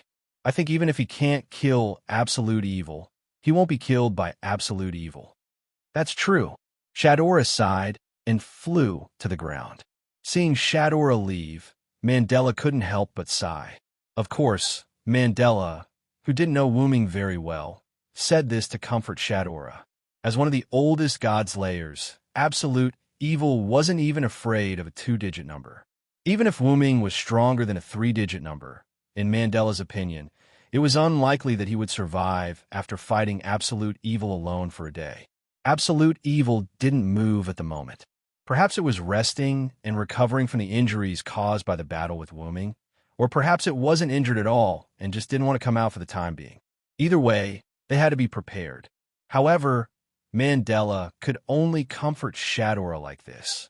Shadora had probably already seen through Mandela's intentions, but she could only think so. This was because only by making everyone think that Wu Ming was still inside, delaying AZ Dakaha, could they create a winnable atmosphere. Otherwise, they might not be able to set up a defensive line around the outer gate of the 54545 division. Facing an enemy who did not put up a defense, but ran away blindly, that would only lead to a faster death. I hope the Sky Army can come as soon as possible. If they only relied on Vera and the upcoming White Yiksha to deal with absolute evil, who had undergone an unknown transformation, they would probably be doomed. They could only rely on the Sky Army in the upper echelons of the temple. Then, Mandela rode the fire dragon and flew down. At this moment, the intense battle was still ongoing in Az Dakaha's Black Mud territory. Countless black mud attacked Wuming from all directions, while Wuming floated in place and chanted, "For victory, come to me quickly. Undying sun, please bestow upon me a shining steed. Spirited steed, with the lifeline of my root dragon, I bestow upon the eternal glory. Bring me the shining wheel of light that symbolizes me." After Wuming finished chanting, the sun instantly erupted from Wuming's body. Wuming's entire body turned into a fireball.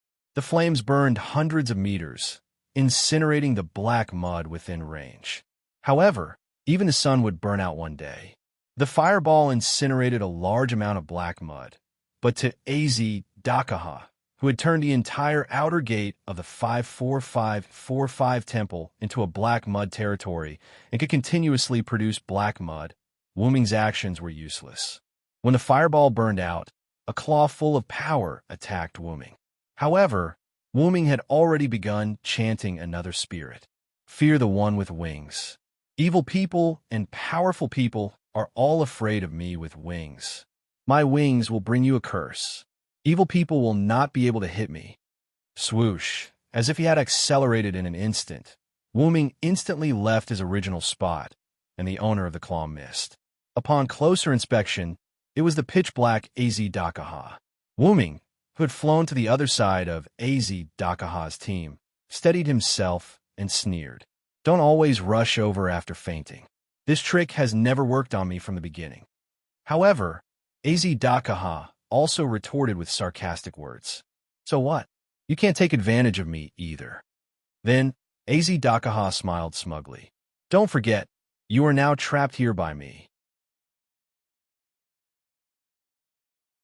Chapter 861. During the day of constant fighting between Wuming and Az Dakaha, as if excessive destruction would usher in new life, Wuming destroyed a large amount of black mud, but at the same time, a large amount of black mud was produced, causing the black mud to spread faster. It was said that it covered the entire outer gate of 54,545 in a day. But in fact, it was only because the people outside the outer gate of 54,545 discovered that the black mud had spread to the boundary wall a day later. Moreover, the black mud did not stop spreading because of the boundary wall, but only because of Az Dakaha's order to trap Wuming. The boundary wall just happened to be a dividing line. During this period, Wuming did not care about how the black mud eroded the outer gate of 54,545. After all, those who should be evacuated had already evacuated. At the same time, Wuming did not care about how the black mud gradually trapped him. Wuming just kept fighting with Az Dakaha, and Az Dakaha also gave him face. He turned the entire outer gate of 54,545 into his own devil's den, not only to besiege Wuming, but also to prevent others from disturbing the fight between Az Dakaha and Wuming. Not only did he satisfy Wuming's desire to fight with Az Dakaha, but he also prevented outsiders from interfering. As for why, it was because it was related to Wuming's plan. Although it seemed that Wuming was now trapped in this devil's den full of black mud. In fact, Wuming was indeed trapped. Whether it was entering the inherent barrier or leaving through the teleportation gate, they were all stopped by Az Dakaha's magic. It had to be known that Az Dakaha was rumored to have mastered over 1,000 types of magic. Although the final trial was absolutely evil, Az Dakaha was still Az Dakaha. He could still use over 1,000 types of magic. The boundary and portal were theoretically just the use of space. As long as magic was used properly, it could naturally be blocked. However, Wuming did not panic at all. After all, he did not want to leave just like that. Az Dakaha was hostile to Wuming. This was true. In the continuous confrontation with Az Dakaha, Wuming became more and more certain of this. Usually, people who had the black mud would become Wu Ming's enemy or treat Wu Ming as an enemy. However, Azedakaha was really serious this time. It was not an exaggeration to say that it was an obsession. As the final trial of humans, Azedakaha was obsessed with eliminating Wu Ming first instead of fulfilling his duties as the final trial of humans. This in itself was very abnormal. The rules of the box could not be violated by anyone other than Wu Ming. Although there were some people who took advantage of loopholes, they could only take advantage of small and harmless loopholes. It was simply impossible to take advantage of the box's loopholes. The human's final trial was the same. Azedakaha, who had been released from the seal, didn't give the humans a trial. Instead, he was competing with Wu Ming here. This was something that was impossible to happen. It was not a problem to fight back against an enemy, but Azedakaha clearly wanted to fight to the death with Wu Ming before doing anything else. Perhaps because of the purity of the black mud, Azedakaha's enmity towards Wu Ming had risen to the level of obsession. The power of the black mud had even placed Azedakaha's duties as the final trial of humans behind his obsession with Wu Ming. Therefore, as long as Wu Ming was still around, Azedakaha would not take on the duties of the final trial of humans. Simply put, Wu Ming had a taunt on him that Azedakaha did not notice at all. Although Wu Ming did not want to taunt Azedakaha at first, he felt that this would restrain Azedakaha and prevent him from harming the outside world. In addition, Wu Ming had his own ideas. Therefore, Azedakaha fought in the Devil's Den for an entire day, or rather an entire night. Azedakaha was released at night. Now, although Wu Ming could not see the weather outside, based on Wu Ming's sense of time, it was almost nighttime. After a day of fighting, Wu Ming more or less understood what he needed to understand. Do you still have time to be distracted? The 3-meter-tall Azedakaha took advantage of Wu Ming's momentary distraction to rush in front of Wu Ming. A huge dragon claw covered in black mud viciously pressed down on Wu Ming's face. Isn't that a given? After all, even if I'm distracted, you can't do anything to me. Ever since he started fighting with Azedakaha, Wu Ming's psychic energy had been released from his body. As long as anything came within 100 meters of him, Wu Ming could instantly sense it and react. Relying on the power of the sun and phoenix of the 12 avatars, this was why Wu Ming could deal with Azedakaha for a day. Using Giant to wrestle in close combat, using Vitality to recover himself from time to time, and whenever he was surrounded by black mud, he would use Sun to burn it, and then use Phoenix to move. Simply put, it felt like Wu Ming was playing with Azedakaha all this time. No, it couldn't be said that, because lightning, lightning, lightning. I'm the conqueror who could defeat 1,000 with white, 10,000 with 1,000, and 10,000 with 10,000. Now, for me who stands on the side of justice, please shine brightly and bestow upon me divine power. I am the one who will crush all enemies and enmity from humans and demons. Wu Ming, who was facing Azedakaha's palm, quickly chanted the power of Thunder God. Wu Ming himself turned into lightning and quickly distanced himself from Azedakaha. At the same time, he also used lightning to injure Azedakaha, causing an extremely temporary paralysis effect on Azedakaha. Turning off the Thunder God avatar, Wu Ming's figure appeared, but the hand that Wu Ming used to fight with Azedakaha was pitch black, as if it was poisoned. However, as if he had already adapted to this, Wu Ming didn't panic at all. Then, Wu Ming chanted the power of divine power again. A person with the supreme divine power of protection. The gods protect him, the demons hate him, and no enemy can get close to him. He is like a fountain of vitality that surges endlessly, granting the world equal protection. After he finished chanting, Wu Ming's arm returned to normal. Chapter 862. Sure enough, it's not only the blade of salvation that has the aura of origin, but so does my authority. In fact, Wu Ming had long discovered that his authority had a weak restraining effect on Azedakaha, or rather, the black mud on Aziz Dakaha's body. After all, the 12 avatars were the same as the Blade of Salvation. They were existences that had been baptized together with Wu Ming in the origin, so they naturally carried the aura of origin. In other words, his authority also had the ability to restrain Aziz Dakaha, although it was very weak. Similarly, the vitality also had a certain recovery effect on the corrosive damage caused by the black mud. So Wu Ming, who previously did not dare to fight Aziz Dakaha in close combat, dared to do so now. However, because the recovery effect was not very optimistic, Wu Ming could not excessively come into close contact with Aziz Dakaha for too long. If he came into contact with him too much, the vitality avatar would lose its effectiveness. However, this power alone was far from enough. Whether it was the Blade of Salvation or the 12 avatars, they contained too little power of origin. Even if Aziz Dakaha was killed in an instant, Aziz Dakaha would be healed by the black mud. In addition, this place had now become Aziz Dakaha's black mud cave. If he did not clean up all the black mud, Aziz Dakaha's injuries caused by origin would completely disappear as soon as he came into contact with the black mud. No, perhaps even injuries not caused by origin would be healed by Aziz Dakaha. For example, right now, although Aziz Dakaha had injured Wu Ming in the previous exchange of blows, he had also been injured by a trace of origin power in Wu Ming's Thunder God avatar. However, a black mud tentacle approached Aziz Dakaha and gently touched him. Aziz Dakaha's injuries were immediately healed, and it was impossible to tell that he was injured at all.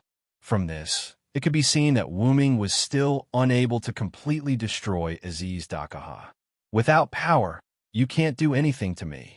You can only be a lowly mouse in my cage, being toyed with by me. Ha ha ha. It was as if he was quite satisfied with Wu Ming's helpless look, but his laughter only added to the despair. Wu Ming wasn't a human. Wu Ming wasn't human. After adjusting his breathing, Wu Ming began to ponder. According to Az Dakaha, it seemed like he had never used his full strength and was only playing with Wu Ming. Wu Ming did not think that Aziz Dakaha was bluffing. Aziz Dakaha had once fought against millions of gods and was not at a disadvantage. Although there were only 3 digits of him, he was no weaker than the 2 digits of humans in the final trial. Just the god spirit level body, created from his blood alone, was enough to make him suffer. By the way, this information was obtained from Galgi by Wu Ming's clone. This information was mixed in with the Lune runes from before. Perhaps it was because Aziz Dakaha was covered in black mud, but Wu Ming had never seen Aziz Dakaha use the blood clone technique. However, this technique should be considered passive and could not be used actively. Moreover, Aziz Dakaha's blood had probably been assimilated into the black mud. Did that mean this technique could not be used? Wu Ming was overthinking things. Since the blood had been assimilated by the black mud, didn't that mean the black mud was Aziz Dakaha's blood? Roar! Suddenly, Aziz Dakaha roared. Under Wu Ming's solemn expression, blurry things appeared from the black mud. There was no doubt that these were Aziz Dakaha's clones. Roar, roar, roar. These indistinguishable black clones roared in unison, and then rushed in Wu Ming's direction, or it could be said that they were carried by the black mud and flew over. It seemed that Aziz Dakaha was not prepared to continue playing with Wu Ming. Coincidentally, Wu Ming had the same thought. God says humans are sinful. God says humans need to be purified. Thus, I bestow the flood upon my body. In the name of the Supreme King, I will grant the people of the world equal relief. Wu Ming slowly chanted the spirit of words until the Az Dakaha clone at the front was extremely close to Wu Ming. The spirit of words had just finished chanting. In an instant, an ocean-like wave surged out of nowhere from Wu Ming's back, washing away all of Aziz Dakaha's doppelgangers and a large amount of black mud. In an instant, the flood erupted. The flood that submerged the entire outer gate of 54,545 caused Aziz Dakaha to raise his height. He was clearly surprised by Wu Ming's move. Without stopping, Wu Ming extended his left hand and continued to chant other spirit of words. thou hast violated the contract and brought sin to the world. Lord's day, sinners shall be punished. Crush their backs, dig out their bones, hair, and brains, and trample on their blood and mud. If I am the one who cannot approach the darkness, I will follow the words of the Lord and destroy thee. The flood changed color and turned black. At the same time, the flood also changed in nature. The black mud was being eroded by the flood that was mixed with twice the original power. It was quite shocking. But just the combination of the flood and annihilation avatars was not enough to have a serious effect on the black mud. And because of the mutual restraint, the black mud was also slowly devouring the black flood that submerged the outer gate of 54,545. I didn't expect you to have such a trump card. Aziz Dakaha praised Wooming. Whether it was the flood or annihilation avatars, Aziz Dakaha didn't know about them. Or rather, Wooming deliberately didn't use them in order to catch him off guard. But this alone isn't enough. Aziz Dakaha seemed to be mocking Wooming. The shadow wings on his back suddenly spread out, and a large amount of black mud seemed to be recreated. It swarmed out from Aziz Dakaha's back and increased the amount of black mud. It also accelerated the rate at which the black mud was eroding the Black Sea. But what surprised Aziz Dakaha even more was what came next. Lightning, lightning, lightning. I am the conqueror who can defeat 1,000 with white, 10,000 with 1,000, and 10,000 with 10,000. Now, for me who stands on the side of justice, please shine brightly and bestow me with divine power. Reaching out his right hand, Wooming chanted a new incantation. Countless thunderbolts mixed into the black flood. The black flood with thunderbolts was temporarily on par with the replenished black mud. At this moment, Wooming's two outstretched hands suddenly clasped together. I'm the one who will crush all enemies and enmity between humans and demons. Suddenly, Wooming adjusted the Thunder God avatar to the maximum output. Suddenly, the area contained by the Black Sea, or rather, the entire outer door of the 54545 division, was filled with thunderbolts. The Black Sea instantly became a sea of thunderbolts. However, the large amount of thunderbolts didn't spread to the surroundings. Instead, they evaporated the entire Black Sea. The entire Black Sea was disappearing at a speed visible to the naked eye. Is his brain damaged? Or is it that he didn't control his moves well? Aziz Dakaha mocked Wooming's play of his own attack, canceling out his own attack. But then, Aziz Dakaha realized that something was wrong, because his entire black mud den was covered in fog. Chapter 863. What are you trying to do?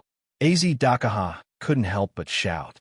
The black ocean that had been evaporated by the Thunder God's incarnation had now turned into mist and filled the entire black mud cave. Moreover, from the outside, billowing white fog could be seen emerging from the numerous holes in the black mud cave, as if the interior was on fire. The thick fog had indeed attracted the attention of outsiders. What's that? Someone shouted. Some people noticed the mist that was coming out of the cave. Gradually, the large number of community members surrounding the 54545 barrier put down their work one by one and looked at the devil's den that was emitting thick fog. Many brave people flew into the sky, hoping to observe from a closer distance. Smoke? No, it's mist. Mandela rode a flying dragon into the sky. It would be easier to investigate the mist. After checking the defensive grace that he had prepared, Mandela piloted the wyvern in the direction of the fog to begin his investigation. In the sky not far away, White Yiksha was flying toward them. Because they knew the seriousness of the matter, the outer gates around the 54545 outer gate had been controlled by the North District's hierarchy and sealed off. As a result, White Yiksha could only move to the nearest outer gate that was sealed off and use his own methods to come over. White Yiksha, who had no convenient method, could only fly over. This power, the thick fog also attracted White Yiksha, who had just rushed over. This caused White Yiksha, who was about to land, to give up on his plan. Instead, he headed straight for the devil's den. Wooming had used flood in front of White Yiksha. The mist was very similar to Wu Ming's flood, or rather, it had the exact same aura. How could it not attract White Yiksha's attention? In the temporary meeting room of the 54545 Outer Gate Alliance, Shadora, who was alone with Vera to discuss the situation, also ran out because of the mist. Vera was the same. Villo, Vera muttered softly. She jumped and flew up as well. Wait a minute, Master Vera? Shadora immediately followed after seeing this. Just as Shadora and Vera flew into the sky, the White Yiksha, who happened to encounter them, issued a warning. Don't get too close. I'm afraid the mist is corrosive. White Yiksha had witnessed the might of the outer sex sea of annihilation. Absolute Evil's clone had died without a trace. This fog probably had a similar ability. Lord White Yiksha, have you arrived? Shadora was rather surprised to see White Yiksha here. I just arrived not long ago. When I saw the changes here, I immediately rushed over. White Yiksha nodded at Shadora and Vera. We rushed over because we saw the changes here, Shadora replied. Then, Shadora looked at the temporary base of the community. Taking a closer look, these communities seemed to be very close to the boundary wall. If the corrosive mist were spread, it would be terrible. Shadora asked, Lord White Yiksha, do we need to inform the surrounding communities to retreat?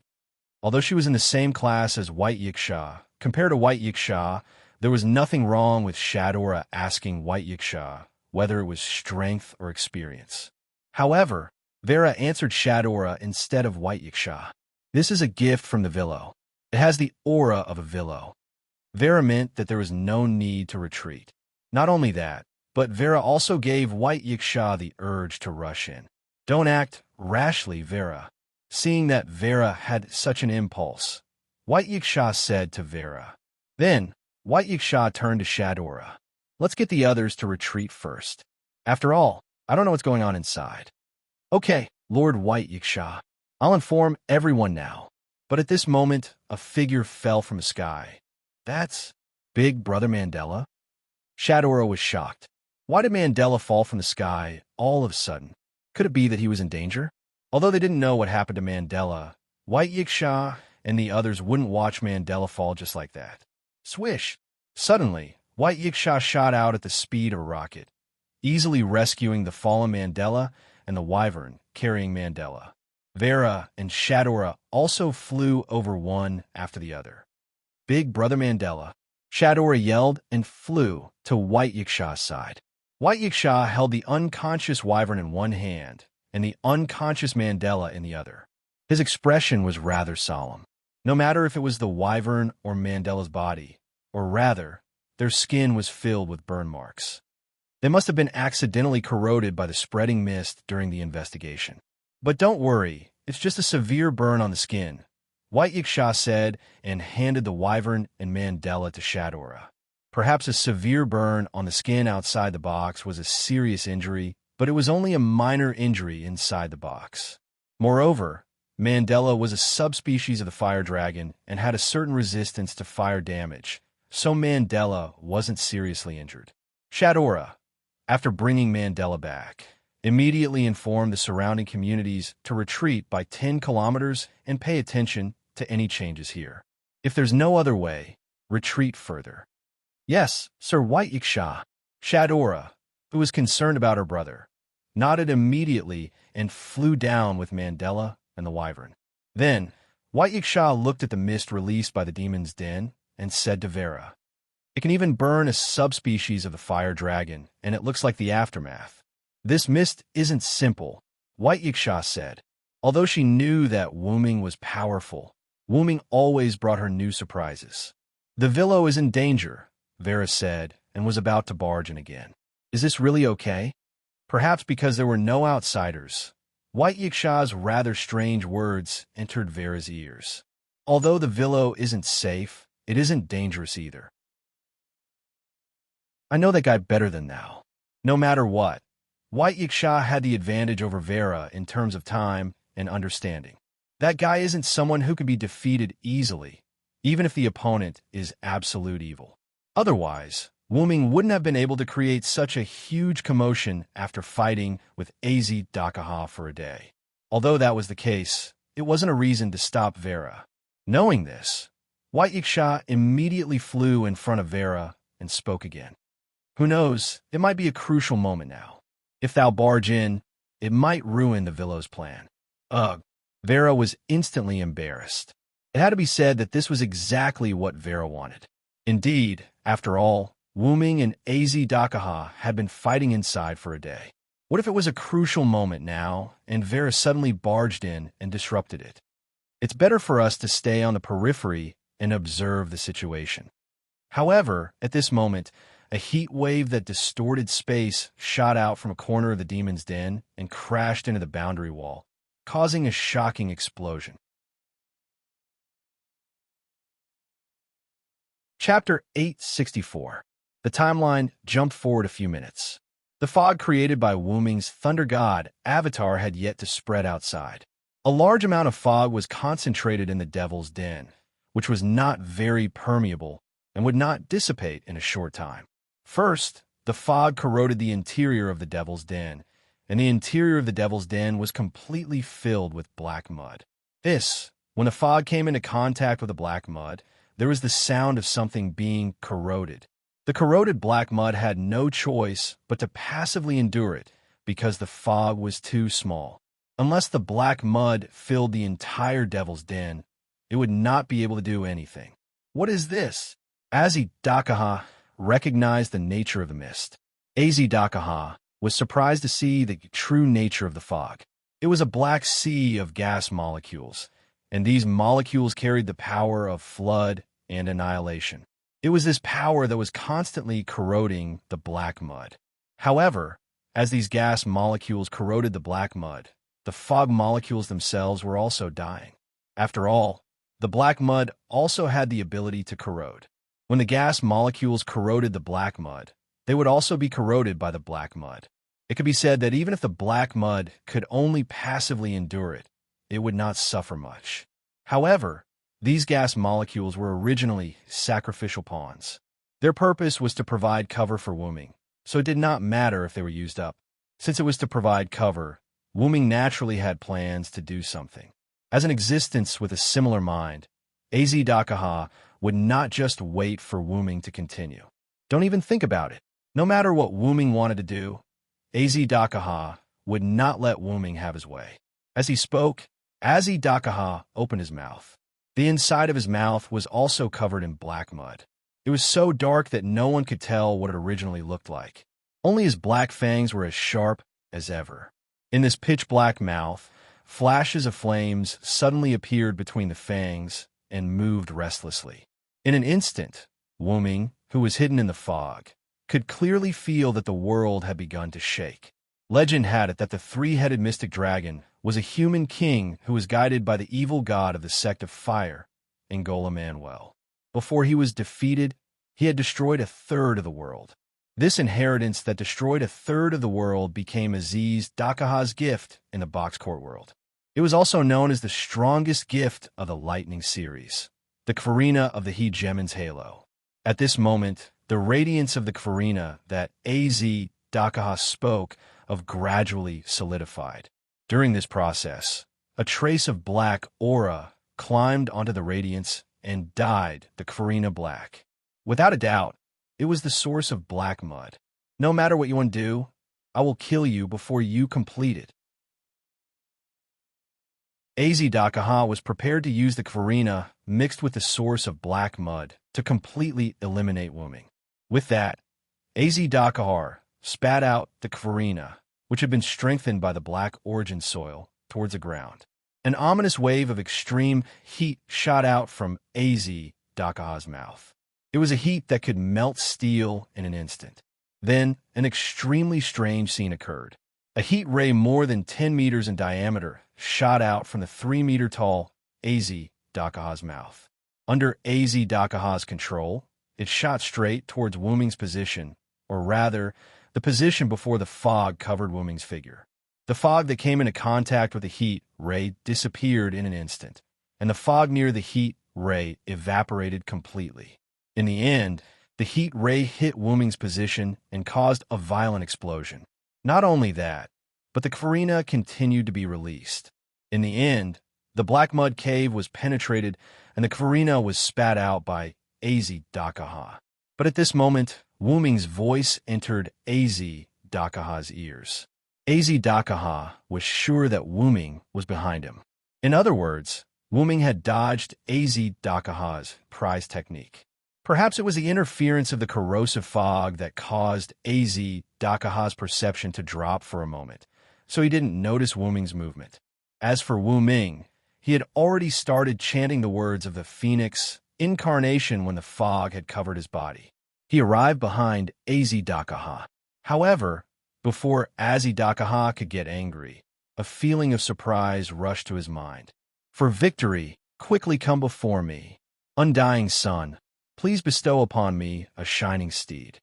The demonic whisper entered Az Dakaha's ears, and at the same time, Az Dakaha could feel a wave of heat spreading from his back. Immediately after, another sentence of strengthened words came out. Spirited steed, I, the lifeblood of the dragon of origin, bestow the eternal glory. Bring me the shining wheel that symbolizes me. The heat was mixed with the aura of a large amount of origin power. It was certain that Wuming was behind Az Dakaha, and he was very close. But soon after, Az Dakaha had doubts. He couldn't possibly have so much origin power, right?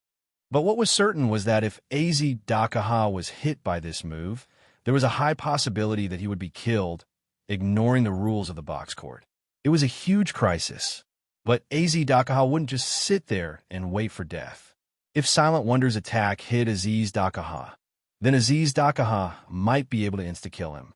However, at such a close distance, if Silent Wonder was hit by Kfarina's wheel of hegemony, the Kfarina in his mouth, which had yet to be completely extinguished, once again ignited with a black light.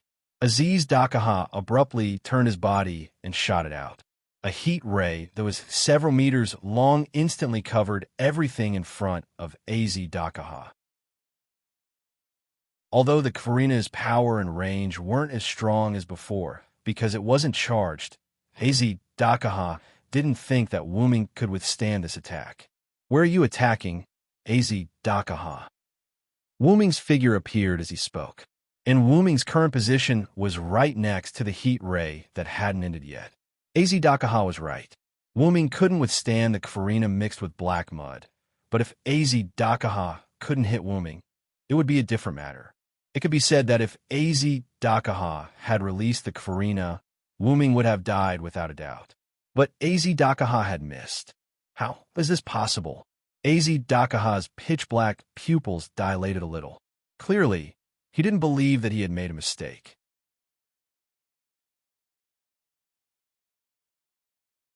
Chapter 865.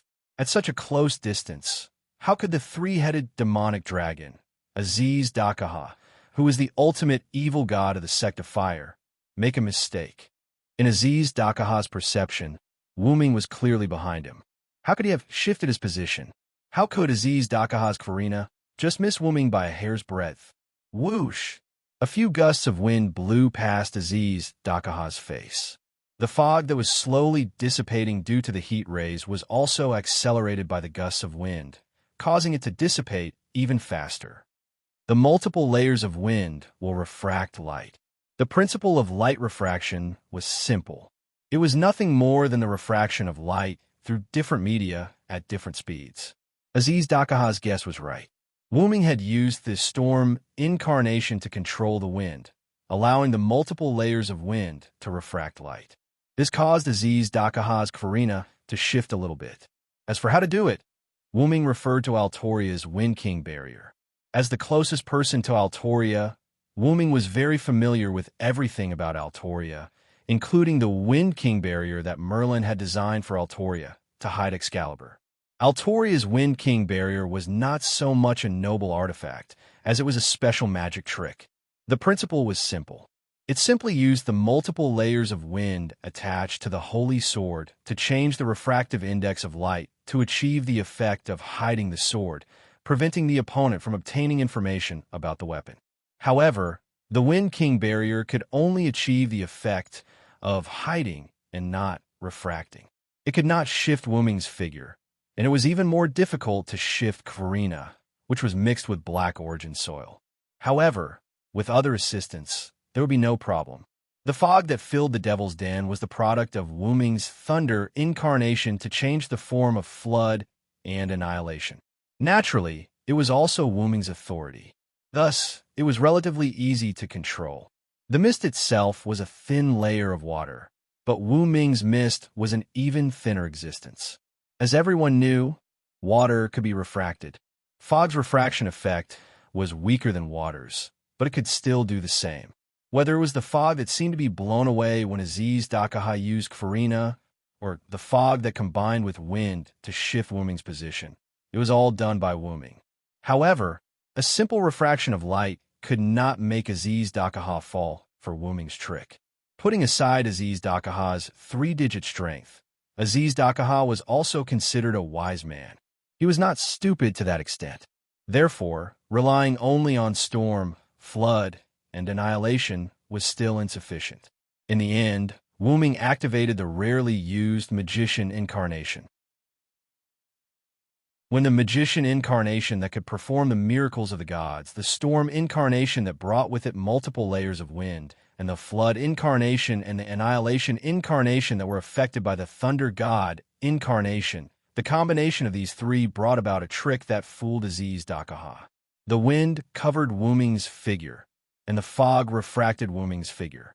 The god's miracle transformed the two into something that could even deceive the evil god, the ultimate illusion. As Wuming spoke, he raised his head and looked at Aziz Dakaha with a pair of golden eyes. Wuming was not good at illusions, but that did not mean he did not know how to use them.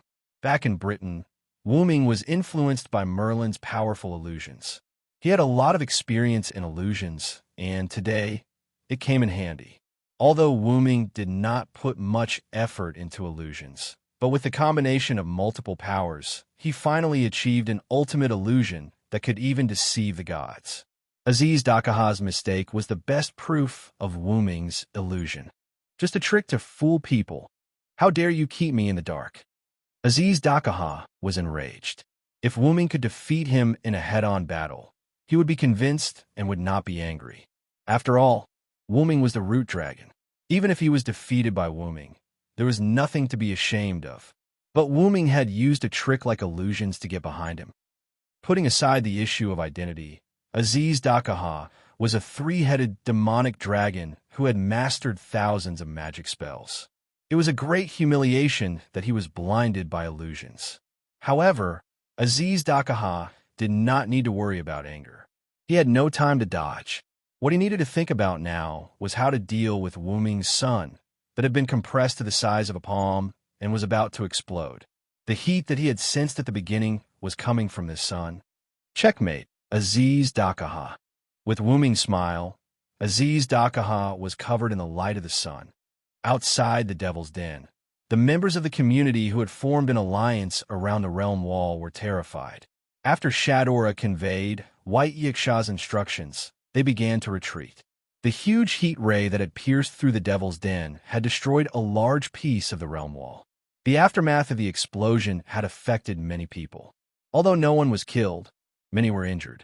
Although the realm wall was not so strong that nothing could destroy it, it was not so easily destroyed.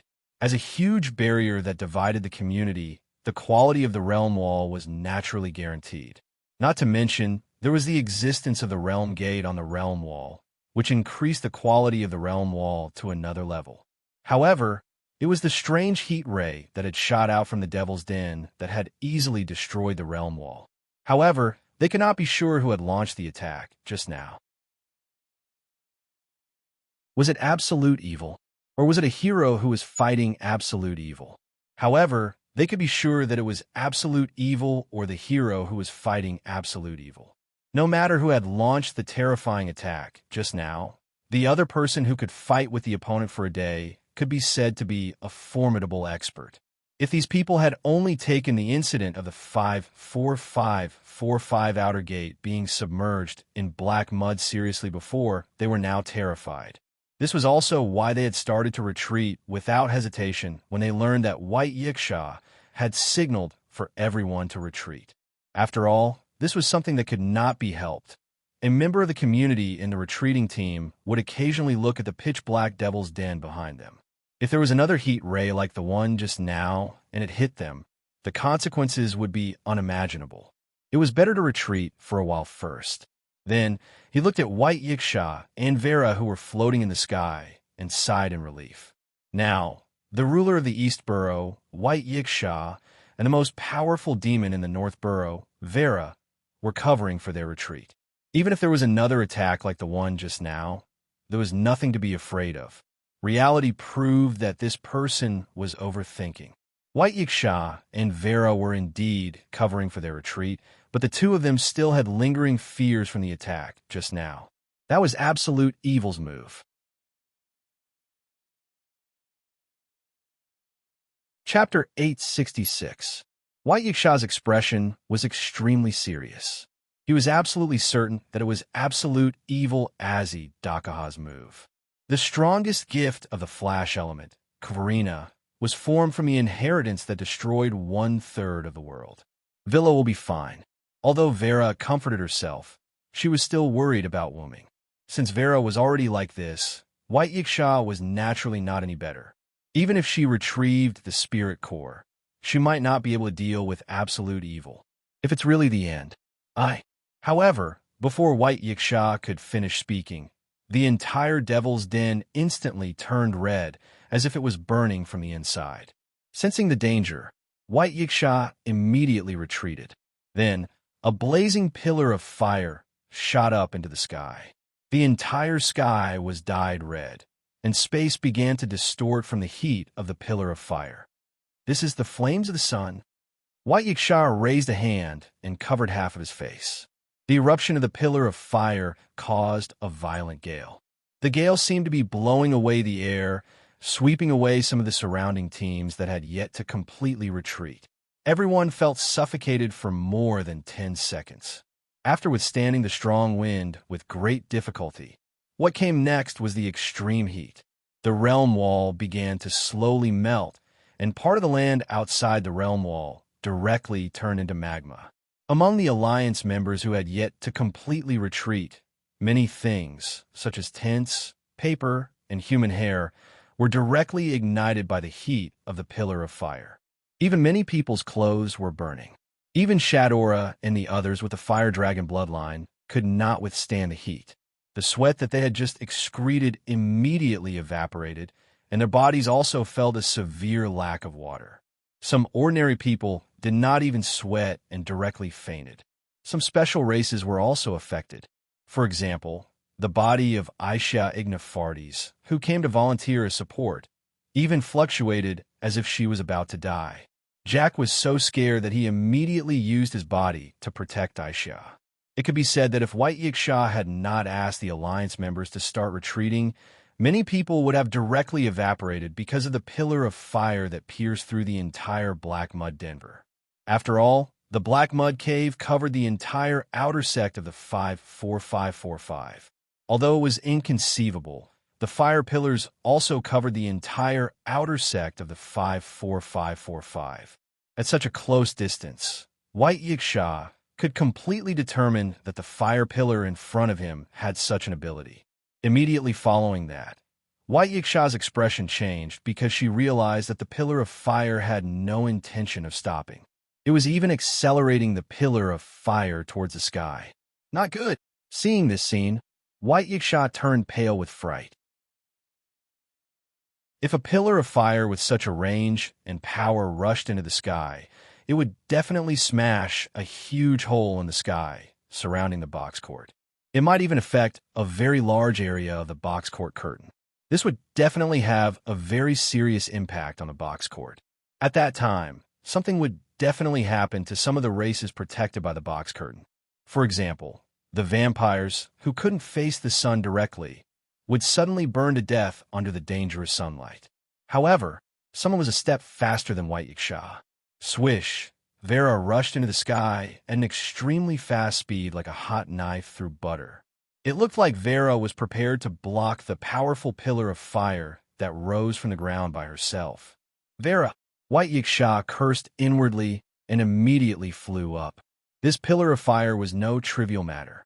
Ignoring the range of effects, its power wasn't something that could be casually blocked. But so what? Didn't she need to block it if she couldn't block it?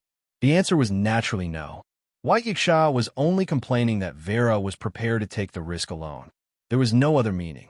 Therefore, White Yiksha immediately caught up to Vera. Vera, look at how quiet you are. Why are you always so impulsive? White Yiksha said to Vera as he flew at top speed.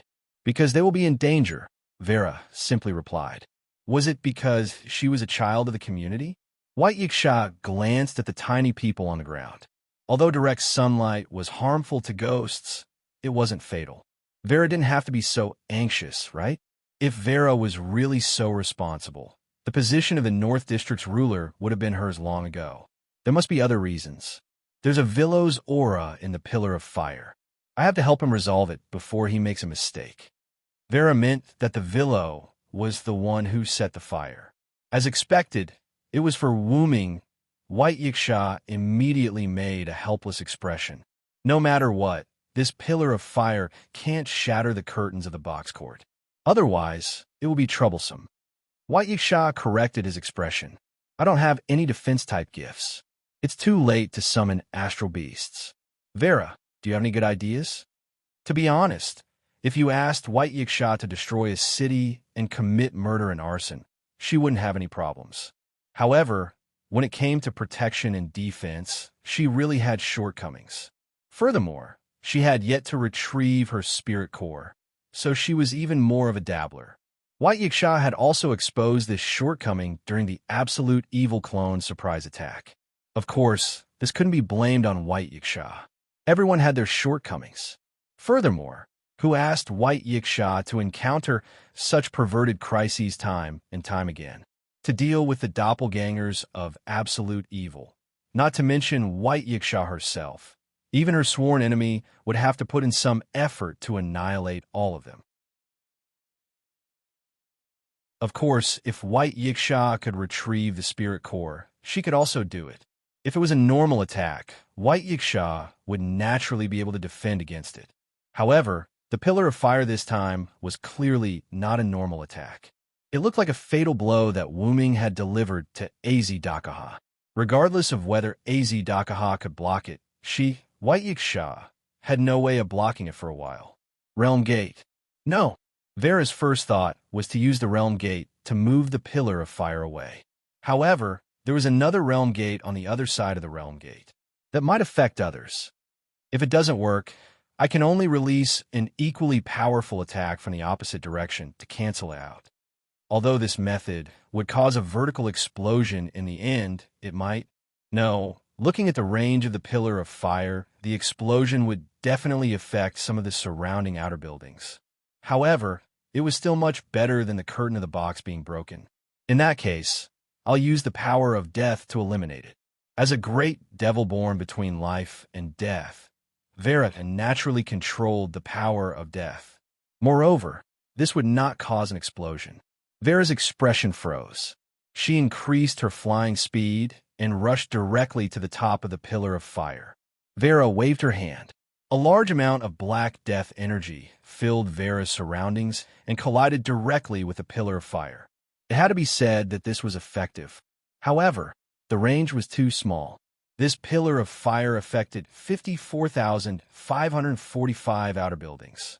Vera could not completely block it. Leave the rest to me. White Yiksha also increased her speed. She was even faster than Vera just now. After all, White Yiksha was once the White Knight King. Vera had blocked many pillars of fire. She had to block the fish that escaped the net no matter what. At this moment, the Pillar of Fire suddenly decreased its speed. Furthermore, it was slowly disappearing. This, if one were to ask White Yiksha when she was the most aggrieved, she would definitely answer that there was no time more aggrieved than now.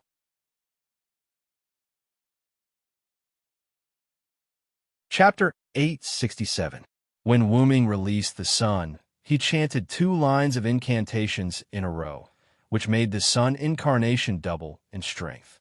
Not only that, when Wu Ming used storm, annihilation, flood, thunder god, phoenix, sun, and magician, the power of the 7 incarnations accumulated was all stuffed into the sun incarnation by Wu Ming. This not only increased the sun to the point where it could cause fatal damage to Aziz Dakaha, but also increased the range of the sun incarnation to the extreme. Moreover, the black mud was simply the best fuel for the fire of the sun that was mixed with the power of the source. Therefore, it was precisely because of this, as well as the support of the power of the source, that the pillar of fire that broke out from the black mud cave could spread throughout the entire outer sect of the 54545, burning the black mud of the outer sect of the 54545 to nothing. However, Wu Ming was not a reckless person. After the explosion, the pillar of fire formed by the flames was released towards the sky.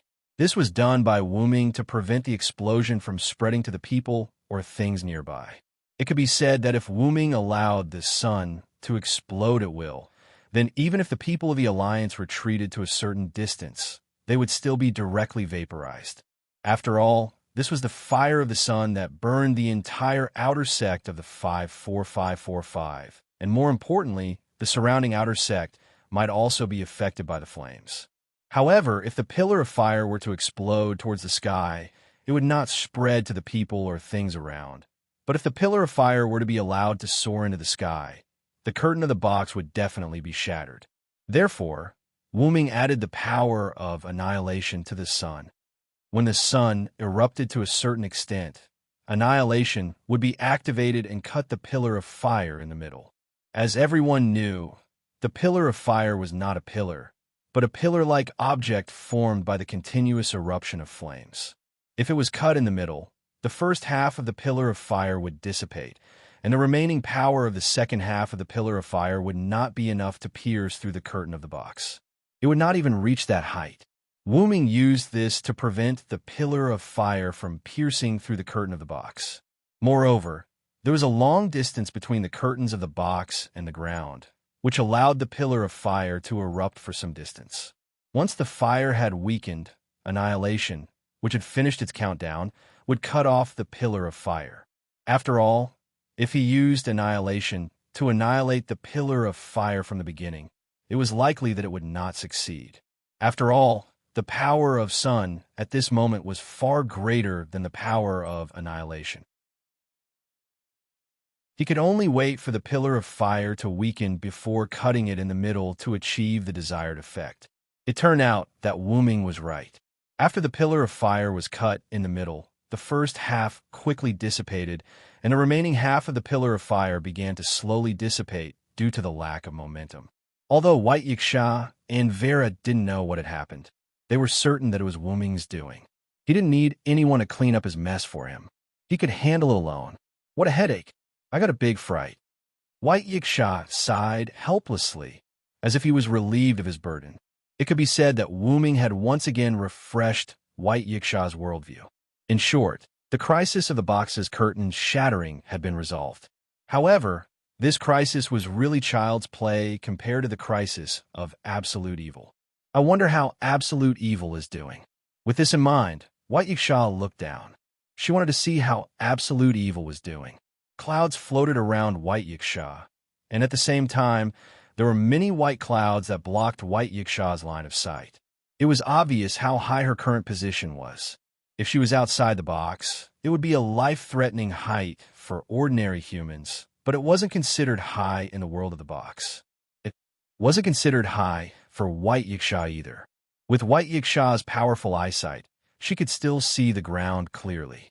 Although she couldn't see everything clearly, it was almost there. The entire outer gate of the 54545 division had completely sunk into a basin-like structure because this part of the land had completely evaporated. However, at this moment, the basin was not completely dry. Instead, it was filled with red magma. This magma was formed from the magma that had not directly evaporated. It filled the entire basin the size of the 54545 outer gate. Even the realm wall surrounding the outer door of 54,545 had stopped melting after half of it had melted because of the dissipation of the fire pillar. This extraordinary sun flame is actually able to easily melt the barrier of cultivation. If White Yiksha retrieved the spirit spark to recover her strength, she could also use the power of the sun to melt the realm wall, but she couldn't melt the realm wall so quickly. It was still the same sentence. As a separation area, the realm wall that carried the realm door wasn't easily destroyed. Only Az Dakaha, who had fused with the black soil, and Wuming, who had the power of origin, could destroy the realm wall so easily. White Yiksha didn't know much about absolute evil, but she had been in contact with Wuming for so long, but she never expected Wuming to have such strength. White Yiksha was now more and more interested in Wuming's identity. Vera, who had been silent all this time, suddenly said and flew straight down. Vera's figure blew away the clouds, allowing White Yiksha to see the full picture of the ground. White Yiksha focused her eyes. It seemed like there was someone in the magma. Although she couldn't see clearly in the magma, it should be Wuming if nothing unexpected happened. What about absolute evil? White Yiksha suddenly realized this problem. With a trace of worry, White Yiksha suddenly swooped down and followed Vera. The person in the magma was indeed Wuming, but he was motionless at this moment. Other than his shoulders and head floating above the magma, the rest of his body was soaked in the magma. Moreover, a large number of cracks had appeared all over Wuming's body. Specks of blue magic power particles were emitted from the cracks, and he allowed the magma to cause secondary damage to the spirit base. His current appearance was not caused by the explosion of the sun incarnation, but the collapse of the spirit base due to overload. Before, he forcibly used 7 incarnations at the same time, and several of them were directly at the maximum output. Although this spirit base was adjusted to the top of the servant spirit base by Wuming, it still couldn't withstand the use of 7 incarnations at the same time. If it's the original body, it should be no problem at all, Wuming said weakly. If it was the original body, let alone 7 incarnations at the same time, even 12 incarnations at the same time wouldn't be a problem. Wuming had a deep understanding of the strength of his body. Although he was trying to be brave by using his incarnation on this spirit base, he had now achieved his goal. Wuming under the magma couldn't help but clench his hand. Suddenly, a sweet voice came from the sky into Wuming's ears. Villo. Wuming subconsciously looked up. It turned out to be Vera. Are you okay, Villo? Flying above the magma, Vera looked at Wuming, who was soaked in the magma, and felt a little distressed. It's all my fault. I'm sorry. Vera apologized to Wuming with shame. If Wuming didn't help her deal with Maxwell, this wouldn't have happened. However, Wuming shook his head. Don't blame yourself, Vera. Nothing happened to me. Or rather, it was as Wuming wished. As for why, at this moment, White Yiksha also came above the magma and asked Wuming nervously, Villo, where is absolute evil now? As if responding to White Yiksha's words, there was a surge under the magma at this moment.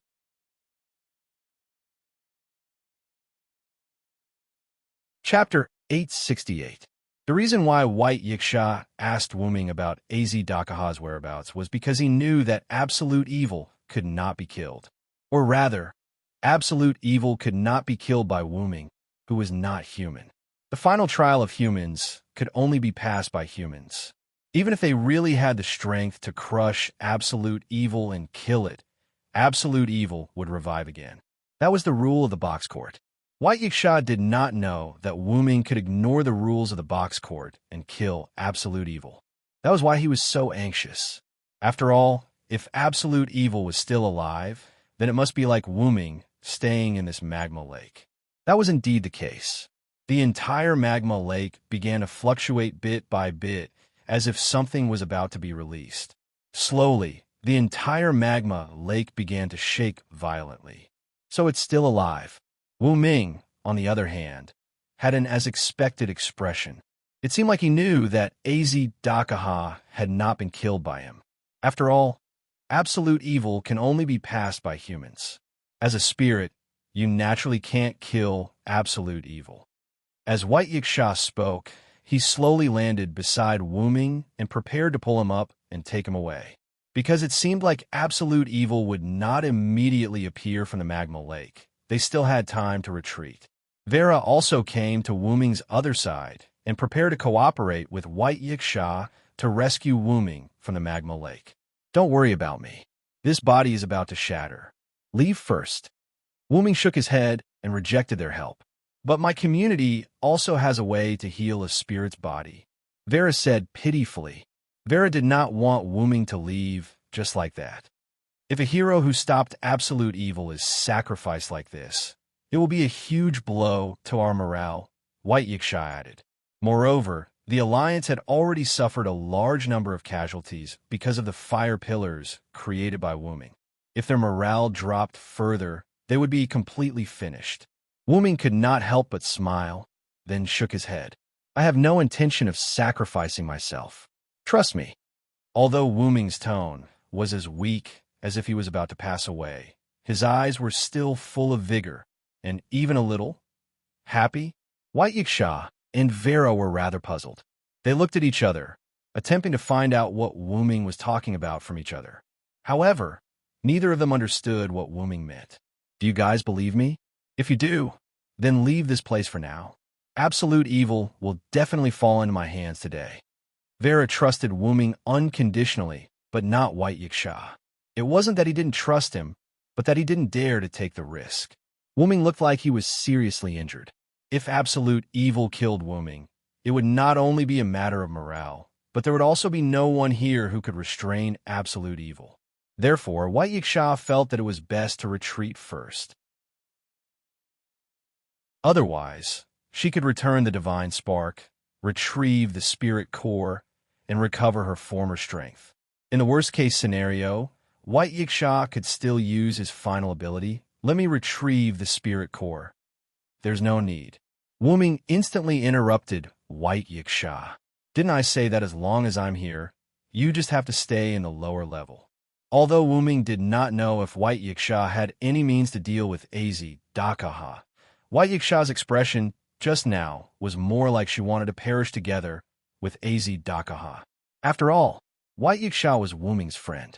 If it was someone else who wanted to perish together with absolute evil, Wu Ming might hesitate, but if it was a friend he knew who wanted to perish together with the enemy, Wu Ming would definitely be the first to object. Vera floated aside at a loss and did not speak. She just quietly watched the two of them talk. However, because the magma lake was shaking more and more violently, Vera also showed a hint of anxiety. White Yiksha, who also noticed this, was silent for a few seconds before finally sighing helplessly. Are you really okay with this? White Yiksha looked at Wu Ming's eyes very seriously. Wu Ming also responded with seriousness. Trust me. In the end, White Yiksha compromised and retreated with Vera. After White Yiksha and Vera retreated, Wu Ming looked at the magma lake that was becoming more and more agitated. Wu Ming had indeed expected AZ Dakaha to still be alive, but it was not because White Yiksha said that the final trial of humans had to be completed by humans. After all, Wu Ming himself was a bug and did not need to care about the rules of the box court. Wu Ming knew that AZ Dakaha was still alive mainly because of the information provided by Galji. Galji had said that to kill absolute evil, one had to solve the bestowal contest of the human's final trial. Furthermore, one had to break Aziz Dakaha's shoulders, head, and heart at the same time before killing him. However, because of the black mud at the root, Wu Ming considered these weaknesses useless. Wu Ming's clone had obtained more information about AZ Dakaha from Galji in the nasalic space. Wu Ming had also asked Galji about the universe-like power that had instantly killed one of his clones. Wu Ming also told Galji that Galji had killed one of his clones. Galji was not surprised, perhaps because he had more or less guessed it. However, most importantly, Wu Ming already knew what the another cosmology was. According to Galji, AZ Dakaha's another cosmology was called Avesta. Of course, the name was not important. What was important was the ability of Avesta to imitate the opposite of Dakaha's own cosmology of Zoroastrianism and the cosmology of mankind that had to be crossed over. It could be used by Dakaha in a limited manner and could be used to counteract the gift of the enemy. To put it simply, Dakaha's another cosmology allowed him to simulate the blessings of the enemy and use the enemy's blessings to offset the enemy's blessings. It could be said that the more enemies Dakaha had, the more he could imitate and the stronger he would become. Moreover, as long as it was not the Zoroastrian or human cosmology, Dakaha would not be injured or even killed after activating Avesta. The gods of the Zoroastrian sect could not kill absolute evil, and humans lacked power. Other races, such as gods and astrals, could not pose a threat to Dakaha after activating Avesta. Dakaha didn't even put a 3-digit number of enemies in his eyes. As for 2-digit numbers, he could only look at them in his eyes. Therefore, Dakaha was known as one of the strongest god-slayers. Wu Ming felt that it was not an exaggeration to call him one of the strongest in the box. This was also one of the important reasons why White Yiksha felt that Wu Ming could not kill absolute evil.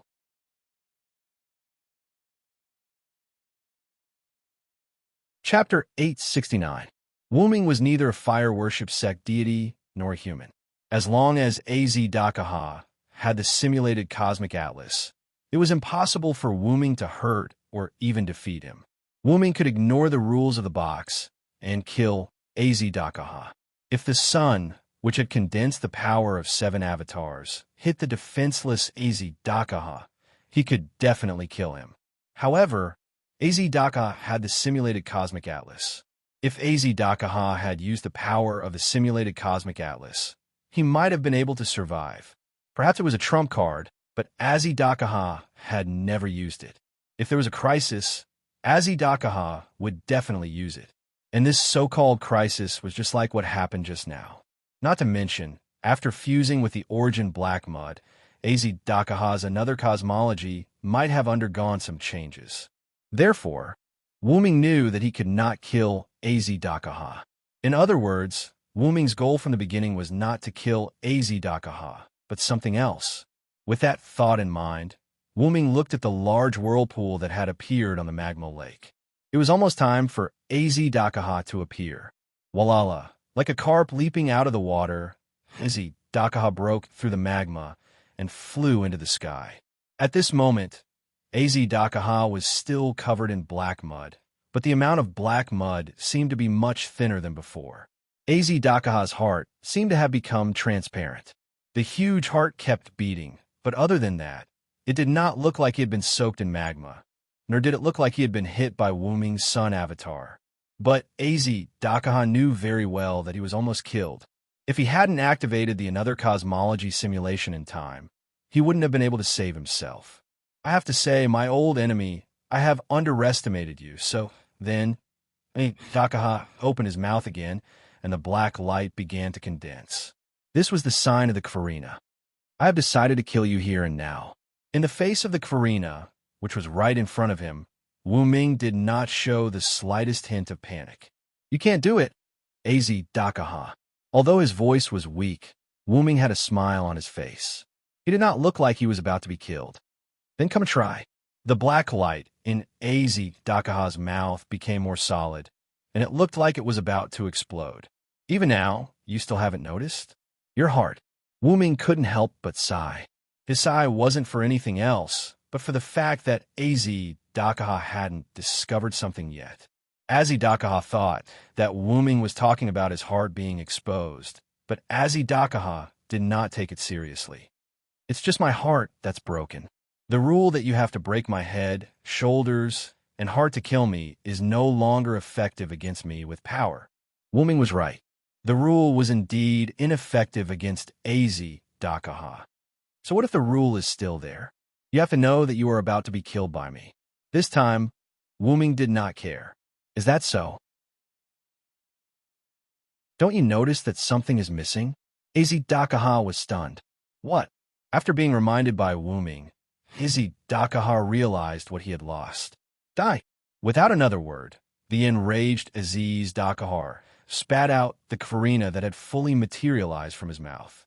The black light of destruction covered Wu Ming and gradually covered the magma lake in a semicircular shape. It began to spread to the entire 5-4-5-4-5 outer gate. A large number of people in the Alliance army who were affected by Wu Ming's sun, pillar of fire, fell unconscious. The rest of the people were relieved because of the disappearance of the pillar of fire, but the black light that followed made the people in the Alliance army who had not yet fallen unconscious suck in a breath of cold air again. They had not even seen the face of absolute evil, and they had been almost wiped out by the aftermath of one after another. In any case, after this battle, after experiencing the disaster of absolute evil and the hero fighting against absolute evil, the aftermath of the battle between the two, for these people, this was definitely an indelible memory full of memories. The same was true for White Yiksha. Let alone experiencing it, she could not even see a battle of this level. What is it this time? White Yiksha felt helpless about the black light that gradually covered the entire magma lake. Do you have to attack with such a large range every time? However, White Yiksha also gave up. Anyway, the entire 54,545 outer gate had been reduced to a battlefield, and it was almost destroyed. As long as the remaining people did not have any accidents, it would be fine. But Vera, who was with White Yiksha, muttered Wu Ming's name and looked at the spreading black light. Wu Ming was in the semicircular black light at the moment. Although White Yiksha also believed in Wu Ming, she still could not help but worry. I hope nothing happens. At this point, she could only choose to believe in Wu Ming. White Yiksha now regretted that she had promised Wu Ming not to take back the spirit, but just in case, she still had to prepare. If this black light continued to spread, then she would have to use her own strength. But Wu Ming was right. She just needed to believe in him. The black light seemed to be stuck and suddenly stopped spreading. Then, the black light began to shrink bit by bit. Villo's methods. White Yiksha heaved a sigh of relief. At least Wu Ming did not want them to see that he was about to die. The people from the Alliance also heaved a sigh of relief. After all, the danger was temporarily resolved, which meant that they could live a little longer. Taking advantage of this opportunity, the people from the Alliance sped up their retreat. As long as there were no major injuries, they carried the injured and ran. You bastards, slow down. Although Mandela had already woken up, his body was still very weak. At this moment, he was being carried away by a few members of Salamandra. Coincidentally, these people were Mandela's trusted aides in Salamandra. But because of the bumpy ride, Mandela's entire body was in pain. I'm fine. Put me down. Where's Shadora? She's the most important person in Salamandra. Although Mandela was burned unconscious by Wu Ming's mist, it was not to the extent that he could not walk on the ground. But at this moment, his hands and feet were held by these trusted aides, and he could not use his strength at all. He could only scold these people and ask them to put him down quickly. However, Mandela's scolding was incredible. His trusted aides used all their strength and sped up their retreat. Sir Mandela, we can't slow down. After all, we still don't know if there will be danger later. Yes, Sir Mandela.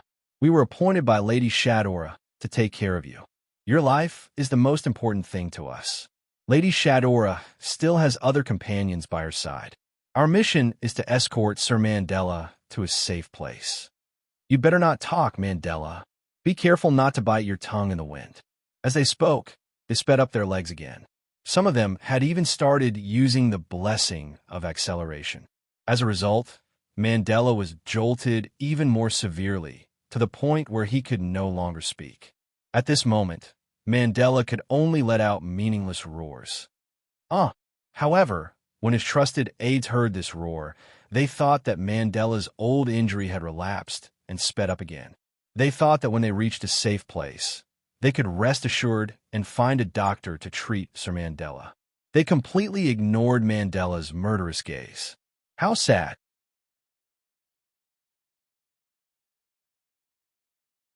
Chapter 870. In the Magma Lake, where Wu Ming and Az Dakaha were located. Aziz Dakaha was forced to freeze. Golden chains extended from the lava lake and wrapped around Aziz Dakaha's body, locking him tightly in the air. However, the chains did not lock him in from all directions. Although it was strange, Az Dakaha could not move. At the same time, the Karina of the hegemon was also locked by Aziz Dakaha. This is... Even though Az Dakaha was immobilized by the golden chains, he could still speak. My Karina. In his free time, Aziz Dakaha still had the time to marvel at the disappearance of his gift. At this moment, Wuming's voice entered Az Dakaha's ears. What a pity, Az Dakaha. Az Dakaha looked down. Wuming was still soaked in the lava lake, but the cracks on Wuming's body were getting bigger. It looked like he was about to disappear. Is this the power of the origin power? It is indeed powerful, ha ha ha. Az Dakaha was not depressed about being captured. Instead, he laughed loudly. There is no choice. If you could realize that everything I did was for my body, you would not have lost. Az Dakaha was one of the strongest people in the box court. Moreover, he had the origin black soil. Az Dakaha had the ability to stop Wuming from finding his body. That's right. Wuming's goal from the very beginning was to find his body. Wuming did not want to cause trouble for Az Dakaha. He only wanted to find his body after saving Shadora. In the end, Az Dakaha attacked Wuming. Wuming and Az Dakaha fought for a day in the Devil's Den just to find out if Wuming's body was in Az Dakaha's body. After confirming that his body was hidden in the form of a ball of light in Az Dakaha's heart, Wuming began his plan. He used the fog to cover himself and approached Az Dakaha at lightning speed. He used a power that even his spirit base could not withstand to attack Az Dakaha. He wanted to break open the black soil around Az Dakaha's heart and reveal his heart. Once it was revealed, everything would be easy. An extremely close distance, Wuming and his body would form a connection. Wuming's consciousness would then be able to return to his body. The moment he returned to his body, Wuming felt that his injuries had healed. The black soil was also expelled from his body. Coincidentally, Wuming's origin power of the Sun Avatar had the power of the origin power of the 7 avatars. The last trace of the black soil was removed from his body. As a result, Wuming was completely liberated. A voice that could not be understood by the box court world sounded from the lava lake. Although it could not be understood, the voice had a strong, penetrating power. Not only did the people around the 54,545 outer gate hear it, but the entire North District, the entire box court, from the no-name to the upper levels of the box court. It could be said that everyone in the box court heard it. The experts hidden in the box, such as the 3 digits and even the rare 2 digits, all looked in a certain direction. That direction was the place where the voice came from, the North District's middle outer door of the 54545. Anyone who heard the voice could understand that a powerful existence that they could not afford to offend had come to the box. In the middle of the lava lake of the outer door of the 54545, a huge white figure slowly rose from the lava lake. It was a huge dragon, a dragon that could cover the entire outer door of the 54545. Because of its huge size, this figure only revealed its head, shoulders, and some of its claws. At this moment, Wuming was sitting on the dragon's head, paralyzed.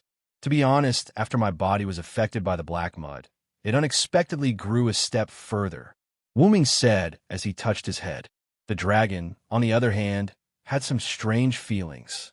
After all, the dragon was Wuming. Him touching his own head was very strange. Wuming had already mastered the ability to control 2 bodies with 1 consciousness. After his consciousness entered the main body, the originally abandoned spirit base was once again used by Wuming. However, it was about time for this spirit base to be used. Bang! Like glass shattering. Wuming on the dragon's head instantly shattered, turning into little magic particles and returning to the world. Now it was time to deal with the problem of Az Dakaha. I have to say, Az Dakaha, you are the second strongest person I have ever met.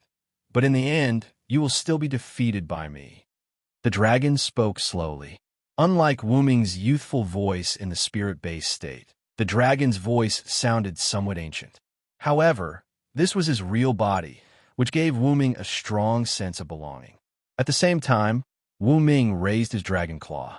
Countless golden chains wrapped around the dragon claw, extending down to the bottom of the magma lake and wrapping around Aziz Dakaha's claws.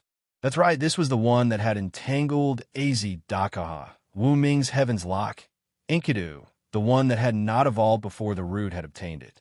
The 5 fingers of the dragon claw moved slightly, and Az Dakaha, who was bound by the Heaven Lock, could not help but descend and was about to land on the dragon claw. However, Az Dakaha wasn't going to give up so easily. Activate Avesta, counteracted in turn, simulate in another cosmology. In an instant, Az Dakaha once again activated the simulated universe in an attempt to break free from Wu Ming's control. However, there was a flash of light, and 4 or 5 golden swords instantly pierced Az Dakaha's body. The simulated universe that had just been activated immediately lost its effect. As for Az Dakaha's other blessings, they were all sealed by the strengthened golden sword. By the way, as soon as Wu Ming's consciousness returned to his body, he activated a total of 12 avatars. "What's this?" Az Dakaha exclaimed in surprise. "The golden sword that split the godhead, one of Welaslana's 10 avatars." If one were to say that Velaslana's authority was fused with Meckel's authority and was modified by Wu Ming to suit himself, then the golden sword was the only authority that could still see the shadow of Velaslana's authority. It was no wonder that Az Dakaha was so shocked. He now realized that many of the abilities that Wu Ming used were similar to Welaslana's avatars. When I killed Welaslana in the other world, I obtained his authority. After fusing and modifying it, it has now become my one and only authority, Wu Ming explained casually. To think that I would lose to the same move again. This is fate. Az Dakaha chuckled quietly. However, Az Dakaha still had some tricks up his sleeve. Pucci, Az Dakaha's blood vessels seemed to have exploded and black liquid began to flow out of his body. It was the source of the black mud. Wu Ming's son had removed the black mud from Wu Ming's body, but Wu Ming did not remove the black mud from Az Dakaha's body. So, Az Dakaha still had the power of the black mud. However, this was also Az Dakaha's biggest failure, because mutual restraint means that I can deal more damage to the creature that is possessed by the black mud. Az Dakaha.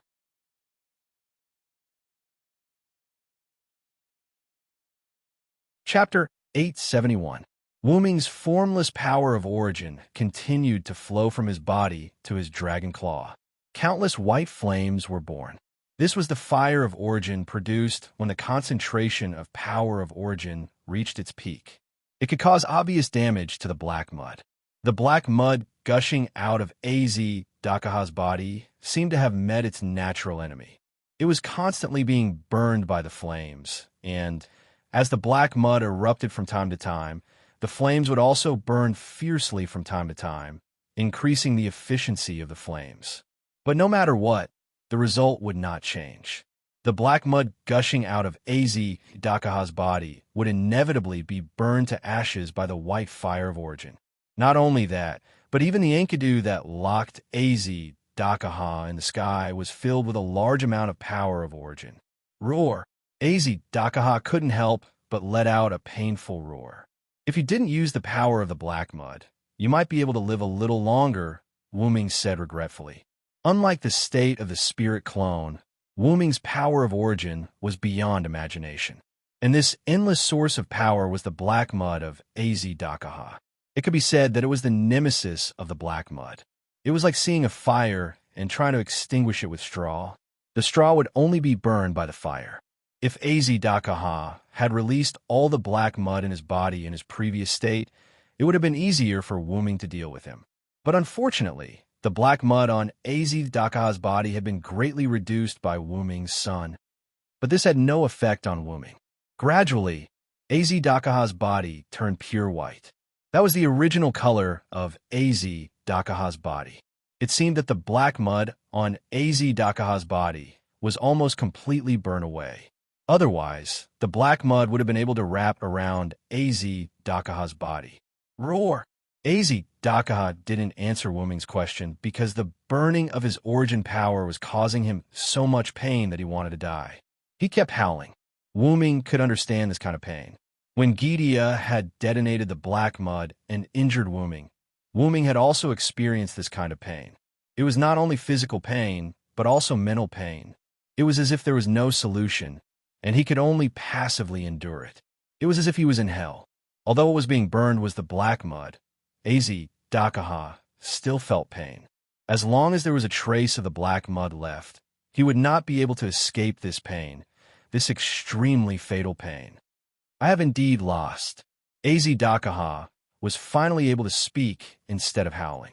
Perhaps because the black mud had been reduced to a minimum, Az body had basically turned white.